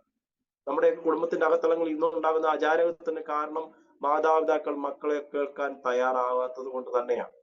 അതിനൊരു തീരുമാനമുണ്ട്. കർത്താവ് ദാസൻ പറഞ്ഞത്, എന്നെ നിങ്ങൾ വിധിച്ചോ, അതിന് പ്രശ്നമില്ല, ഞങ്ങൾ അങ്ങനെ. പക്ഷെ മാതൃകയുള്ള ജീവിതം നയിക്കാനായിട്ട് ഞാൻ പറയാം, പാസ്റ്റർമാരായാലും ദൈവമക്കളായാലും അതേ അതെ കുഞ്ഞുങ്ങളുടെ മുമ്പിലും മാതൃകയുള്ള ജീവിതം നയിക്കാനായിട്ട് നമ്മെ തന്നെ ഏൽപ്പിച്ചു കൊടുത്താൽ നമ്മുടെ റോൾ മോഡൽ, നമ്മുടെ മക്കളുടെ റോൾ മോഡൽ ഒരു പ്രായം വരെ നമ്മളാ, അവരെ മാതാപിതാക്കളാ.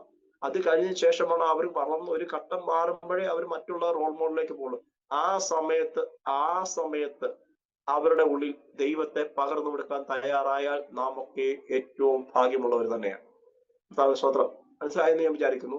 നമ്മുടെ കുഞ്ഞുങ്ങൾ കേൾക്കുന്ന സമയത്ത്, നമ്മോട് അവർ സംസാരിക്കുന്ന സമയത്ത് അവരുടെ അകത്ത് കർത്താവിനെ പകർന്നു കൊടുക്കാൻ നാം ഒരുക്കമുള്ളവരായാൽ നമ്മുടെ കുടുംബം, നമ്മുടെ കുഞ്ഞുങ്ങൾ ഏറ്റവും അനുഗ്രഹിക്കപ്പെടുന്നവരായി മാറും. സ്തോത്രം. എന്നെ കേൾക്കുന്ന എല്ലാവർക്കുമായിട്ട് ഞാൻ കർത്താവിന് സ്തോത്രം. എനിക്ക് 2 ആൺമക്കളുണ്ട്. മൂത്ത ആള് ഇപ്പോൾ പ്ലസ് 2 ശേഷം ഉപരിപഠനത്തിനായിട്ട് പഠിക്കുന്നു എന്ന് പറയുന്നതേ പറ്റത്തുള്ളൂ, പഠിച്ചുകൊണ്ടിരിക്കുന്നു. ഇളയാള് 8ാം ക്ലാസ്സിൽ പഠിക്കുന്നു. കുഞ്ഞുങ്ങളുടെയും സാക്ഷ്യങ്ങൾ പറയാൻ പോയാൽ ഇന്ന് എനിക്ക് തന്നിരിക്കുന്ന സമയത്തിൽ കുഞ്ഞുങ്ങളുടെ സാക്ഷ്യവും തീരില്ല. അവസരങ്ങൾ തന്നാൽ പിന്നീട് നമുക്ക് അത് ഷെയർ ചെയ്യുകയും പറയുകയും ചെയ്യാം. മോന് 2ാമത്തെ ആള് ജനന സമയത്ത് പെട്ടെന്ന് ചില അസ്വസ്ഥഭാരങ്ങൾ ഉണ്ടായി. അവന് 15 ദിവസത്തോളം SIT തിരുവനന്തപുരം SIT ഹോസ്പിറ്റലില് വെന്റിലേറ്ററിലായിരുന്നു. ഞാൻ ചെന്ന് കാണുമ്പോൾ അദ്ദേഹത്തിന് എന്റെ കൈ വിരലിന്റെ വലിപ്പം അദ്ദേഹത്തിന് കാലിന്റെ വണ്ണമുള്ളൂ. ഡോക്ടർ എന്നോട് പറഞ്ഞു ഈ കുഞ്ഞിനെ കിട്ടാനായിട്ട് വളരെ ചാൻസ് കുറവാണ്. എന്റെ പിതാവും ഞാനും അമ്മയൊക്കെ റിവാൻഡ്രത്ത് തന്നെയുണ്ട്. അപ്പൊ ഡോക്ടർ എന്നോട് പറഞ്ഞു ഏകദേശം SIT ഹോസ്പിറ്റലിൽ തന്നെ റൂം എടുത്ത് ഒരു 3 മാസക്കാലം ഇവിടെ നിൽക്കണം, കുഞ്ഞിന് വേണ്ട ട്രീറ്റ്മെന്റ് ഒക്കെ ചെയ്യാം. ഞാനും പിതാവും ഈ വാക്ക് കേട്ടതിന് ശേഷം ഞങ്ങൾ ഭവനത്തിൽ പോയി. അന്ന് രാത്രിയിൽ ഞാനിങ്ങനെ പ്രാർത്ഥിച്ചുകൊണ്ട് വാക്യം ഇവിടെ ഒന്നും എനിക്ക് ഓർമ്മയില്ല. അന്നത്തെ കാലത്ത് വാക്യം ഇവിടെ എനിക്ക് ഓർമ്മയില്ല. എന്നോട് ഇടപെട്ടിട്ട് പറഞ്ഞു അവർ കാട്ടിലാകൊണ്ട് അവരെ പറഞ്ഞ എനിക്ക് ഇഷ്ടം തോന്നില്ല. അവർ എന്നോട് 2-3 ദിവസക്കാലമായിരിക്കുകയാണ്. അവർ വഴിയിൽ ക്ഷീണിച്ചു പോകും. അപ്പം ഈ വചനം എന്നോട് രാത്രിയിൽ ഇങ്ങനെ ആരോട് പറയുന്ന കേട്ടപ്പോൾ ഞാൻ എഴുന്നേറ്റ്, കർത്താവേ ഞങ്ങൾ വഴിയില്ല, കർത്താവേ ഞങ്ങളെ ഉപേക്ഷിക്കല്ലേ എന്നുള്ള മനസ്സിൽ തോന്നി, ഞങ്ങളെ വിടിവിക്കണം എന്നുള്ള പ്രാർത്ഥന രാത്രിയിൽ പ്രാർത്ഥിച്ചു. അപ്പം രാവിലെ മോനെ ഡോക്ടർ പറഞ്ഞു രാവിലെ കുഞ്ഞിനെ വന്ന് കണ്ട് റൂം എടുത്ത് കുഞ്ഞിനെ അവിടെ 3 മാസക്കാലം ഒബ്സർവേഷനിൽ നോക്കണം, രക്ഷപ്പെട്ടെങ്കിൽ നിങ്ങൾ കൊണ്ടുപോകുന്നു. ദൈവത്തിന് അത്ഭുതം പ്രവർത്തിക്കാൻ കഴിഞ്ഞില്ല. രാത്രിയിൽ ഞങ്ങളുടെ പ്രാർത്ഥനയാണോ ദൈവത്തിന് അത്ഭുതം പ്രവർത്തിക്കാനിടയായി. രാത്രിയിൽ ഈ കുഞ്ഞിനെ 15 ദിവസക്കാലം വെന്റിലായിരുന്ന കുഞ്ഞിനെ രാത്രിയിൽ എന്റെ വൈഫിന്റെ കയ്യിൽ കൊടുത്തിട്ട് പറഞ്ഞു, കുഞ്ഞ് തന്നെ പാല് കുടിക്കുമോ നോക്കട്ടെ, പാല് കുടിക്കുകയാണെങ്കിൽ നമുക്ക് എന്തെങ്കിലും ഓപ്ഷൻ ഉണ്ട്, അല്ലെങ്കിൽ നമുക്ക് പിന്നെ പറയാമെന്ന് പറഞ്ഞു. ഏതായാലും രാത്രിയിൽ കുഞ്ഞിനെ വൈഫിന്റെ കയ്യിൽ കൊടുത്ത് കുഞ്ഞിനെയും കൊണ്ട് വൈഫ് വെളിയിൽ ഇരുന്ന് ഇങ്ങനെ ആ ഹോസ്പിറ്റലിനകത്ത് തന്നെ പ്രാർത്ഥിച്ചു, സ്വോത്രം പറഞ്ഞു പാല് കുടിക്കില്ല. എങ്ങനെയൊക്കെയോ രാത്രിയിലായി. ഏകദേശം വെളുപ്പായ സമയത്ത് ഇവൻ പാല് കുടിച്ചു. അവനെ പിറ്റേ ദിവസം ഞങ്ങൾ ഹോസ്പിറ്റലിലേക്ക് ചെല്ലുന്നതിന് മുമ്പ് ഞാൻ വിളിക്കുക, എങ്ങനെ റൂമിന്റെ കാര്യമൊക്കെ റെഡി ആകണ്ടേ. അപ്പം എന്റെ അമ്മായച്ഛൻ വിളിച്ചു പറയാണ്, മോനെ നിങ്ങൾ ആരും ഇങ്ങോട്ട് വരണ്ട, കുഞ്ഞിനെ ഡിസ്ചാർജ് ആക്കി. അത് കേട്ടപ്പോ എനിക്കൊരു പേടിയുണ്ടായി, കർത്താവേ ഡിസ്ചാർജ് ആക്കിയിരുന്നു. അപ്പൊ ഞാൻ വേറെ എന്തോ കാര്യമാണ് ചിന്തിക്കുക, അദ്ദേഹത്തിന് എന്തോ മറച്ചു വെക്കുകയാണെന്നുള്ള ചിന്ത എനിക്കുണ്ടായി. ഞാൻ ചോദിച്ചാൽ ഡിസ്ചാർജ് ആക്കുക, ഇല്ല ഞങ്ങൾ കാറിൽ അങ്ങോട്ട് വന്നോണ്ടിരിക്കുകയാണ്. അപ്പൊ ദൈവത്തിന് നമ്മെ കുറിച്ച് ചിലതൊന്നും പദ്ധതി ഉണ്ടെങ്കിൽ ദൈവം അത്ഭുതം ചെയ്യുന്ന ദൈവമാണ്. 3 മാസക്കാലം ഡോക്ടറെ അടുത്ത് ഓപ്പറേഷൻ വെച്ചാൽ ഈ കുഞ്ഞ് രക്ഷപ്പെടുമെന്ന് അദ്ദേഹം പറഞ്ഞു. പക്ഷെങ്കിൽ ആ ഡോക്ടർ പിറ്റേ ദിവസം ഞാൻ ചെന്നപ്പോൾ പറയാം, നിങ്ങൾ പ്രാർത്ഥിക്കുന്ന മനുഷ്യരാണെന്ന് ഞങ്ങൾക്ക് മനസ്സിലായി, നിങ്ങളുടെ പ്രാർത്ഥനയ്ക്ക് ഭയങ്കര പവർ ആണെന്ന്. 15 ദിവസം ഒബ്സർവേഷൻ വെന്റിലായിരുന്ന കുഞ്ഞിനെ ഒറ്റ രാത്രി കൊണ്ട് അവന്റെ ശരീരത്തിന്റെ സ്ഥിതിയെ ദൈവം മാറ്റി. നാം പ്രാർത്ഥിച്ച ദൈവത്തിന് നിശ്ചയമായി ചെയ്യുവാനായിട്ട് കഴിയും. ഇളയ വൈദ്യനും അതുപോലെ തന്നെ സാക്ഷ്യമുണ്ട്. ഇളയ വൈദ്യനാണെങ്കിലും ജനന സമയത്ത് അവൻ ഉദരത്തിൽ ഉണ്ടെന്ന് തന്നെ ഞങ്ങൾ അറിയുന്നത് ഏതാണ്ട് 6 മാസത്തിന് ശേഷം. അന്ന് ഞങ്ങൾ ഇപ്പോൾ ഞാനായിരിക്കുന്ന ഈ ഭവനം പണിയാൻ വേണ്ടി ഒരു സാഹചര്യമൊക്കെ ഒത്തുവന്നു. ഞങ്ങൾ ഭവനം പണിയാൻ തുടങ്ങി. പകൽ മേസ്ത്രിമാര് നിന്ന് പണിത് കഴിഞ്ഞ രാത്രിയിൽ അവർക്ക് പിറ്റേ ദിവസത്തേക്കുള്ള കട്ടയൊക്കെ പിറക്കി വെക്കണം. ഞാനും വൈഫും കൂടാണ് ഈ 30 കിലോ ഉള്ള കട്ട പിറക്കി. അന്ന് ഞങ്ങൾക്ക് ഈ വീട് പണിയുന്ന സ്ഥലത്തോട്ട് ഇറങ്ങി വരാനായിട്ട് വഴിയില്ലാത്തതുകൊണ്ട് വഴിയിൽ ലോഡ് ചെയ്യും, അൺലോഡ് ചെയ്യും. അവിടുന്ന് ഞങ്ങൾ പിറക്കി താഴെ ഇട്ട് വേണം നമ്മുടെ പെരത്തറയിൽ കട്ട കിട്ടാൻ കൊടുക്കാൻ. രാത്രിയിൽ ഞങ്ങൾ അങ്ങനെ ചെയ്യും. അപ്പോൾ എന്നോട് ചില ദിവസം മുമ്പ് പറയുന്നു, എനിക്ക് വയറ്റുവേദനയുണ്ട്. ഞാൻ പറഞ്ഞ സാരയിലടി കട്ടയൊക്കെ എടുക്കുന്നത് കൊണ്ടാണ്, അത് നമുക്ക് പ്രാർത്ഥിക്കാം. അങ്ങനെ പറഞ്ഞു ഏകദേശം കുറേ ദിവസങ്ങൾ കഴിഞ്ഞ് പറഞ്ഞു എനിക്ക് അസ്വസ്ഥതയുണ്ട്, അതിന് ഡോക്ടറെ പോയി കണ്ടു, മരുന്ന് വാങ്ങിച്ചു, അത് കഴിച്ചു. അങ്ങനെ ഇരിക്കുമ്പോൾ 5-ാം മാസം പിന്നെയും ഡോക്ടറെ അടുത്ത് പോയത്. ലേഡി ഡോക്ടറെ പോയി കണ്ടപ്പോൾ ഡോക്ടർ ചോദിച്ചു, എന്താ സൗകര്യ, നിങ്ങൾക്ക് അറിയാമല്ലോ സൗകര്യമാർക്കുള്ള കാര്യങ്ങളൊക്കെ ചോദിച്ചപ്പോൾ ഇല്ല അങ്ങനെയൊന്നും ആയിട്ടില്ല, അതിനുള്ള ഗുളികയും കഴിച്ചു. അങ്ങനെ അവസാനം 5-ാം മാസം പിന്നെയും ചെന്നപ്പോൾ ഡോക്ടർ പറഞ്ഞു, ഒരു കാര്യം ചെയ്യും, നമുക്കൊന്ന് ടെസ്റ്റ് ചെയ്ത് നോക്കാം. പുള്ളിക്കാരി ടെസ്റ്റ് ചെയ്ത് നോക്കിയപ്പോൾ പറയുന്ന വിശേഷമുണ്ട്. ഞാൻ പറഞ്ഞു, എന്റെ സിസ്റ്ററെ വയസ്സാം കാലത്ത് എന്നെ കൊതിപ്പിക്കില്ല എന്ന് പറഞ്ഞു. ഇല്ല പാസ്റ്ററെ, ഇതിങ്ങനെ തന്നെയാണ്. പിന്നാണ് 5 മാസത്തിന് ശേഷമാണ് ഞങ്ങൾ ചെക്കപ്പിന് പോയതും ഡോക്ടറെ കണ്ടതും അതേ ബാക്കി കാര്യങ്ങളൊക്കെ ക്രമീകരിക്കാനായിട്ട്. ജനന സമയത്ത് അനേക പ്രശ്നങ്ങൾ. അപ്പം ഡോക്ടർ അവസാനം പറഞ്ഞു ഒന്നിൽ അമ്മയെ കിട്ടും അല്ലെ കുഞ്ഞിനെ കിട്ടും. ഞങ്ങൾ ചില ദിവസങ്ങൾ എനിക്ക് തോന്നുന്നു 7 ദിവസത്തോളം അടുപ്പിച്ച് ഞാൻ അത് ഉപവാസത്തോടും പ്രാർത്ഥനയോടും ദൈവം അത്ഭുതം. ഇവൻ ഇളയാള് തല തിരിഞ്ഞാണ് ഉദരത്തിൽ കിടന്നു തന്നെ. അപ്പം അതും അങ്ങനെ ഒരു പ്രശ്നമായി ഡോക്ടേഴ്സ്. എന്നാൽ പ്രാർത്ഥന കേൾക്കുന്ന ദൈവം തക്ക സമയത്ത് ആർക്കും ഒരു കേടില്ലാതെ ദൈവം തക്ക സമയത്ത് വെടിയിപ്പായിട്ട് തലമുറകളെയൊക്കെ ദൈവം ഞാൻ പറയാം, തലമുറകളില്ലാത്തവര് ദൈവത്തോട് പ്രാർത്ഥിക്കുന്ന തവയെ മക്കളെ പോവാൻ നൽകുന്ന ദാനം ഉദരബലവും അങ്ങനെ പ്രതിഫലവും അനുഗ്രഹവുമാണ്. അപ്പൊ നമ്മുടെ ജീവിതത്തിൽ സമാധാനം നഷ്ടപ്പെടാൻ, ഞാൻ മുമ്പേ ആ ഒരു കാര്യം ഓർപ്പിച്ചു, സമാധാനം നഷ്ടപ്പെട്ടാൽ തലമുറകൾ ലഭിക്കില്ല. സമാധാനത്തിന് വേണ്ടി കർത്താവ് നീ എനിക്ക് സമാധാനം നൽകി തരണമേ. പലരും നെട്ടോട്ടം ഓടുകയാണ് തലമുറകൾക്ക് വേണ്ടി. കാരണം എന്താണെന്ന് അറിയാമോ? സമാധാനം ഇല്ലാത്തത് നിമിത്തം ദൈവത്തിന്റെ അനുഗ്രഹം പോലും പ്രാപിപ്പാനായിട്ട് നമുക്ക് സാധിക്കുന്നില്ല. ദിവസങ്ങളിൽ ആത്മാർത്ഥയോടൊന്ന് പ്രാർത്ഥിച്ച് കുടുംബമായി ജീവിക്കുന്ന തലമുറയില്ലാത്തവർ തലമുറകൾക്ക് വേണ്ടി പ്രാർത്ഥിക്കർത്താവെ എന്റെ ജീവിതത്തിൽ സമാധാനം പകർന്ന് സ്വസ്ഥത പകർന്ന് കർത്താവെ തലമുറയെ നോക്കണമേ ഒന്ന് പ്രാർത്ഥിച്ചു. എന്റെ ജീവിതത്തിൽ കർത്താവ് ചെയ്തിരിക്കുന്ന അത്ഭുതങ്ങൾ, അനേക അത്ഭുതങ്ങൾ ഇന്ന് വരെയും കർത്താവ് നിർത്തിയിരിക്കുന്നു ഒക്കെ അനുഭവം. ഈ സംസാരിക്കുന്ന സമയത്തും ഞാൻ ശരീക്ഷണമുള്ളവരായിട്ടായിരിക്കും. പക്ഷെങ്കിൽ എനിക്ക് ദൈവസംഖ്യ പ്രത്യാശയുണ്ട്. കർത്താവ് രോഗസൗഖ്യം നൽകുകയും ഞങ്ങളങ്ങനെ കൂടുതലായിട്ട് മരുന്ന് ചെയ്യത്തില്ലെന്ന പ്രതീക്ഷയൊന്നുമില്ല. കൂടുതലായിട്ട് അങ്ങനെ ആശുപത്രി പോകാനായിട്ട് താല്പര്യം ഇല്ല. കാരണം എന്ന് വെച്ച് കഴിഞ്ഞാൽ കൂടുതലും എന്റെ പപ്പ ഉള്ള സമയത്തും പപ്പ ചോദിക്കും നിനക്ക് ആശുപത്രി പോകണോ? പപ്പ തികഞ്ഞ ഒരു ദൈവഭക്തനായിരുന്നത് മൂലം പല കാര്യങ്ങൾക്ക് വേണ്ടി പ്രാർത്ഥിക്കുന്നുണ്ട്. അദ്ദേഹം ചോദിക്കും ആശുപത്രി പോകണമെങ്കിൽ പറഞ്ഞാൽ ആശുപത്രി കൊണ്ടുപോകണം, അല്ലാതെ പ്രാർത്ഥിക്കുകയാണെങ്കിൽ ഞാൻ പ്രാർത്ഥിക്കാം. സമ്മതം ചോദിച്ചിട്ടുള്ള അദ്ദേഹം നിനക്ക് വിശ്വാസം ഉണ്ടെങ്കിലേ പ്രാർത്ഥിക്കാവുള്ളൂ. നമുക്കും അങ്ങനെ തന്നെയാണ്. ഞങ്ങൾ പിള്ളേരോട് ചോദിക്കും, എന്റെ പിള്ളേരോട് എന്തൊരു അസുഖം പോലെ നിനക്ക് ആശുപത്രി പോകണം, ആശുപത്രി പോകണം അവന് താല്പര്യത്തോടെ അവനെ ആശുപത്രിക്കുണ്ട്. അതിനുശേഷം പ്രാർത്ഥിച്ചാൽ മതി. നമ്മളങ്ങനല്ല. ഇത് രണ്ടും നമുക്ക് വിശ്വാസം. ഡോക്ടറെ വിശ്വാസമില്ല, ദൈവത്തെ വിശ്വാസമില്ല. നമ്മുടെയൊക്കെ ജീവിതം സംഭവിച്ചുകൊണ്ടിരിക്കുന്ന ദിവസങ്ങളിൽ നമുക്കൊന്ന് മടങ്ങി വരാം. കർത്താവെ ദിവസങ്ങളിൽ കർത്താവ് ഞങ്ങൾ ദൈവത്തിൽ പൂർണ്ണമായിട്ട് വിശ്വസിക്കുന്നതിനായി തീരുമാനം. കർത്താവെ അങ്ങേ അനുസരിച്ച് ഞങ്ങളുടെ പ്രകാരം മുന്നേറുന്നവരായി തീരുമാനം. കർത്താവെ ഈ മരുഭൂമി വാസത്തിൽ ഞങ്ങൾ കൃപ നൽകണമേ എന്ന് നമുക്ക് ആത്മാർത്ഥയോടെ ദൈവത്തോട് പ്രാർത്ഥിക്കാം. എത്രത്തോളം സമയം അനുവദിച്ച ദീപകൃത്യനും അതിന്റെ ആരോമ TV അതിന്റെ പ്രവർത്തകർക്കും ക്രിസ്തുവിനുള്ള സ്നേഹവന്ദനത്തെ അറിയിക്കുന്നു. ദൈവം നിങ്ങളെല്ലാവരെയും ധാരാളം തുടർന്നും കർത്താവിന്റെ കൃപയിൽ വർദ്ധിച്ചു വരുവാൻ നിങ്ങളുടെ പ്രസ്ഥാനങ്ങൾ, നിങ്ങളുടെ ഈ ചാനലിന്റെ പ്രോഗ്രാമുകളൊക്കെ അത് മറ്റുള്ളവർക്ക് അനുഗ്രഹമായി തീരുവാൻ കർത്താവിന്റെ ആശനെയും കുടുംബത്തെയും കർത്താവ് സഹായിക്കട്ടെ. കൂടെ പ്രവർത്തിക്കുന്നവരെ കർത്താവ് സഹായിക്കട്ടെ. അവർ ചെയ്യുന്ന എല്ലാ പ്രവർത്തനങ്ങളിലും ദൈവത്തിന്റെ കരം അത് അനുഗ്രഹവും നന്മയുമായി തീരട്ടെ എന്ന് ഞാൻ ആശിക്കുകയും പ്രാർത്ഥിക്കുകയും ചെയ്യുന്ന ദൈവം നിങ്ങളെല്ലാവരെയും ധാരാളം അനുഗ്രഹിക്കട്ടെ. എനിക്ക് ഇങ്ങനെ ഒരു അവസരം വേർതിരിച്ചു തന്ന ദൈവത്തിനോടുള്ള നന്ദിയെ പ്രത്യേക ഈ ധരണത്തിൽ അറിയിക്കുന്നു. ഞങ്ങളെയും കുടുംബമായി ഓർത്ത് പ്രാർത്ഥിക്കണം. അടുത്ത ദിവസങ്ങളിൽ അതേ പുതിയ പല സ്ഥലങ്ങളിൽ തിരഞ്ഞെടുക്കുമ്പോൾ അവിടെയും കർത്താവിന്റെ ദൈവപ്രവൃത്തികളൊക്കെ കർത്താവ് തികച്ചെടുക്കേണ്ടതിനായിട്ട് ഞാൻ കർത്താവിനോട് പ്രാർത്ഥിക്കും. ഞാൻ പറയട്ടെ, ഞാൻ ഈ എറണാകുളം ഡിസ്ട്രിക്ട് എന്ന് പറയുന്ന സ്ഥലം എനിക്ക് നല്ല സുപരിചിതമുള്ള സ്ഥലമല്ല. അവിടുത്തെ സമൂഹത്തിന്റെ ഒരു വ്യത്യസ്തമായ സംഭവങ്ങളാണ്. ഞാൻ ആ ചർച്ചിൽ ചെല്ലുമ്പോൾ അവിടെ തികച്ചും 4 കുടുംബം മാത്രമാണ് ആ ചർച്ചിൽ ഉള്ളത്. നല്ലൊരു ചർച്ചൊക്കെയാണ്. പക്ഷെ എനിക്ക് അറിയില്ലാത്തൊരു ദേശം, അറിയില്ലാത്തൊരു സ്ഥലം. ഞാൻ ആദ്യം ചെന്നപ്പോൾ ഞാനും എന്റെ ഇളയ വൈദ്യനും വൈഫുമായിട്ടാണ് അവിടെ എത്തുന്നത്. ഞങ്ങൾക്ക് ഒരു സ്ഥലവും അറിയില്ല, ആരെയും അറിയില്ല, അവിടുത്തെ രീതി അറിയില്ല. എങ്കിൽ തന്നെ ഞങ്ങൾ ശനിയാഴ്ച രാവിലെ ഉള്ള ദിവസങ്ങളിൽ വെള്ളിയാഴ്ച രാത്രിയിൽ അവിടെ എത്തും. ശനിയാഴ്ച രാവിലെ എന്തെങ്കിലും ഇച്ചിരി കാപ്പി ഉണ്ടാക്കി കുടിച്ചതിന് ശേഷം പ്രാക്ടുമായിട്ട് ആ ഏരിയയിലെ എനിക്ക് തോന്നുന്നു ഏകദേശം 2 വർഷം കൊണ്ട് അവിടെയുള്ള എനിക്ക് തോന്നുന്നു ഏകദേശം ഒരു 5 കിലോമീറ്റർ ചുറ്റുവട്ടത്തിലുള്ള എല്ലാ ഭവനങ്ങളും ദൈവകൃപയാൽ കവർ ചെയ്യാനായിട്ട് മൊത്തം കത്തോലിക്കർ തീവ്ര കത്തോലിക്ക വിശ്വാസികളാണ്. ലത്തീൻ കത്തോലിക്ക വിശ്വാസികളാണ്. ഒരു വീട്ടിൽ ചെന്ന് പ്രാർത്ഥിക്കാൻ പോലും ഒരു അവസരം തരുന്ന ആൾക്കാരില്ല. അങ്ങനെ ഞങ്ങൾ തനിയെ കുറേയേറെ 1 വർഷക്കാലം തനിയെ വീടുകളിൽ കയറി ഇറങ്ങി ട്രാക്ട് കൊടുക്കും. ചിലരൊക്കെ വീട് തുറക്കില്ല, ട്രാക്ട് കൊടുക്കും. പ്രാർത്ഥിക്കാൻ അവസരം കിട്ടിയാൽ പ്രാർത്ഥിക്കും, അല്ലെങ്കിൽ ഗേറ്റിൽ നിന്ന് ഞാൻ പ്രാർത്ഥിക്കും, കർത്താവേ ഈ കുടുംബത്തെ സന്ദർശിക്കണം, അനുഗ്രഹിക്കണം എന്നൊക്കെ പ്രാർത്ഥിക്കും. അങ്ങനെ പ്രാർത്ഥിച്ചു. ഏതായാലും ഞങ്ങള് ഏകദേശം ഇപ്പോൾ ഞങ്ങളിപ്പോ പോരാറായ സമയം ഇപ്പം 2 വർഷത്തിനകത്തായിട്ട് ഇപ്പോൾ 10 കുടുംബത്തോളം ആ ചർച്ചിലേക്ക് വിശ്വാസികളായിട്ട് കടന്നു വരുവാൻ കർത്താവ് സഹായിച്ചു. ഇപ്പൊ നമുക്ക് അറിയില്ലാത്ത ദേശം അറിയില്ലെങ്കിൽ ആ ദേശത്തെ നമുക്ക് കൈവശമാക്കി തരുന്ന കർത്താവിന് വേണ്ടി നാം ആത്മാർത്ഥയോട് പ്രവർത്തിച്ചാൽ മതി. ഇന്നും അങ്ങനെ തന്നെയാണ്. നാം അയക്കുന്നിടത്ത് ഒരാളെ ഉള്ളെങ്കിലും നാം കർത്താവിന്റെ സന്നിധി വിശ്വസ്തയോടെ നിന്നാൽ ദൈവം നമ്മെ അത് ഉപയോഗിക്കാനായിട്ട് സാധിക്കും.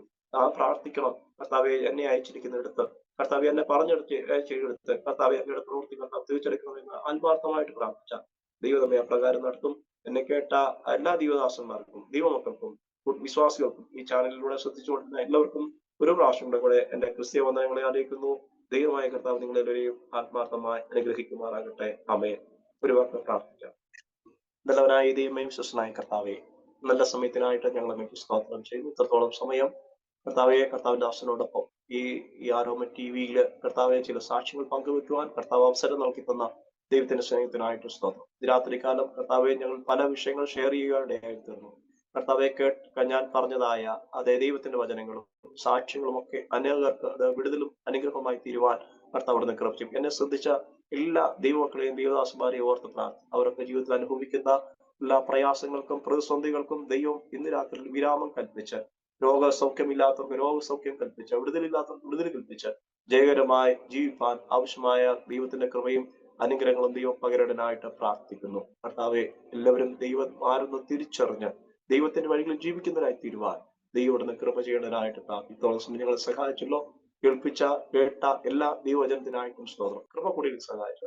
കർത്താവ്, നിങ്ങളുടെ പ്രാർത്ഥന കേൾക്കുന്ന ഞങ്ങൾ നിങ്ങൾക്ക് സ്തോത്രം ചെയ്യുന്നു. രാത്രികാലം ഞങ്ങൾ അനുഗ്രഹിക്കുന്നു. പ്രാർത്ഥന കേട്ടിരിക്കാൻ സ്തോത്രം. സകലവും യേശുവിനാമത്തിൽ തന്നെ. ആമേൻ. താങ്ക് യു കർത്താവ് ദാസൻ ഡേവിഡ്സൺ അവറുകൾ എത്രത്തോളം സമയം അനുഗ്രഹിക്കപ്പെട്ട ജീവിതാനുഭവവും ദൈവം നടത്തിയ അത്ഭുതകരമായ വഴികളെയും കുറിച്ച് ദൈവനാമ മഹത്വത്തിന് വേണ്ടി അരോമ TV ശ്രോതാക്കളോടൊപ്പം പങ്കുവയ്ക്കുവാൻ സ്വർഗത്തിലെ ദൈവം കൃപ ചെയ്തോർത്ത് ഞാൻ ദൈവത്തിന്റെ സ്തോത്രത്തിന് സ്തുതിക്കുന്നു.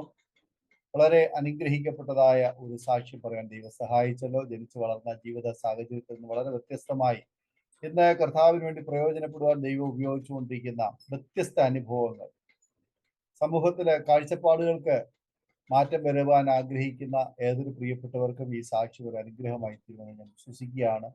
പലപ്പോഴും നമ്മുടെ കാഴ്ചപ്പാടുകളാണ്, മുൻവിധികളാണ് നമ്മെ ഓരോരുത്തരെയും ദൈവം ആഗ്രഹിക്കുന്ന ആ ഒരു തലത്തിൽ നിന്നും മാറ്റിവിടുന്നത്.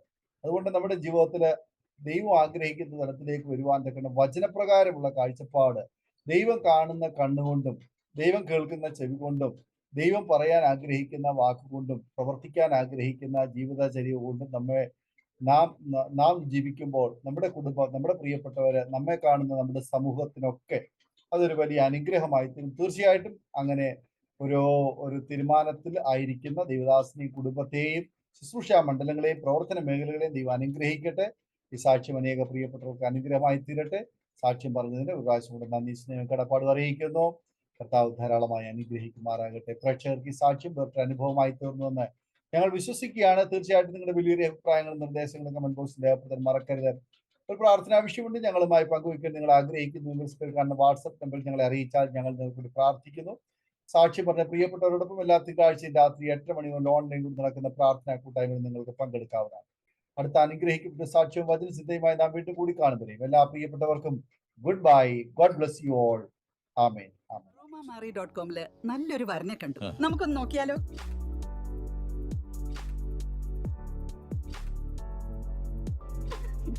എന്തായാലും നമ്മൾ അറോമ മാറി തെരഞ്ഞെടുത്തത് ശരിയായ തീരുമാനമായിരുന്നു.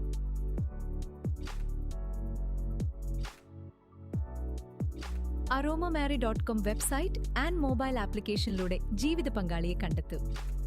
രജിസ്ട്രേഷൻ തികച്ചും സൗജന്യം.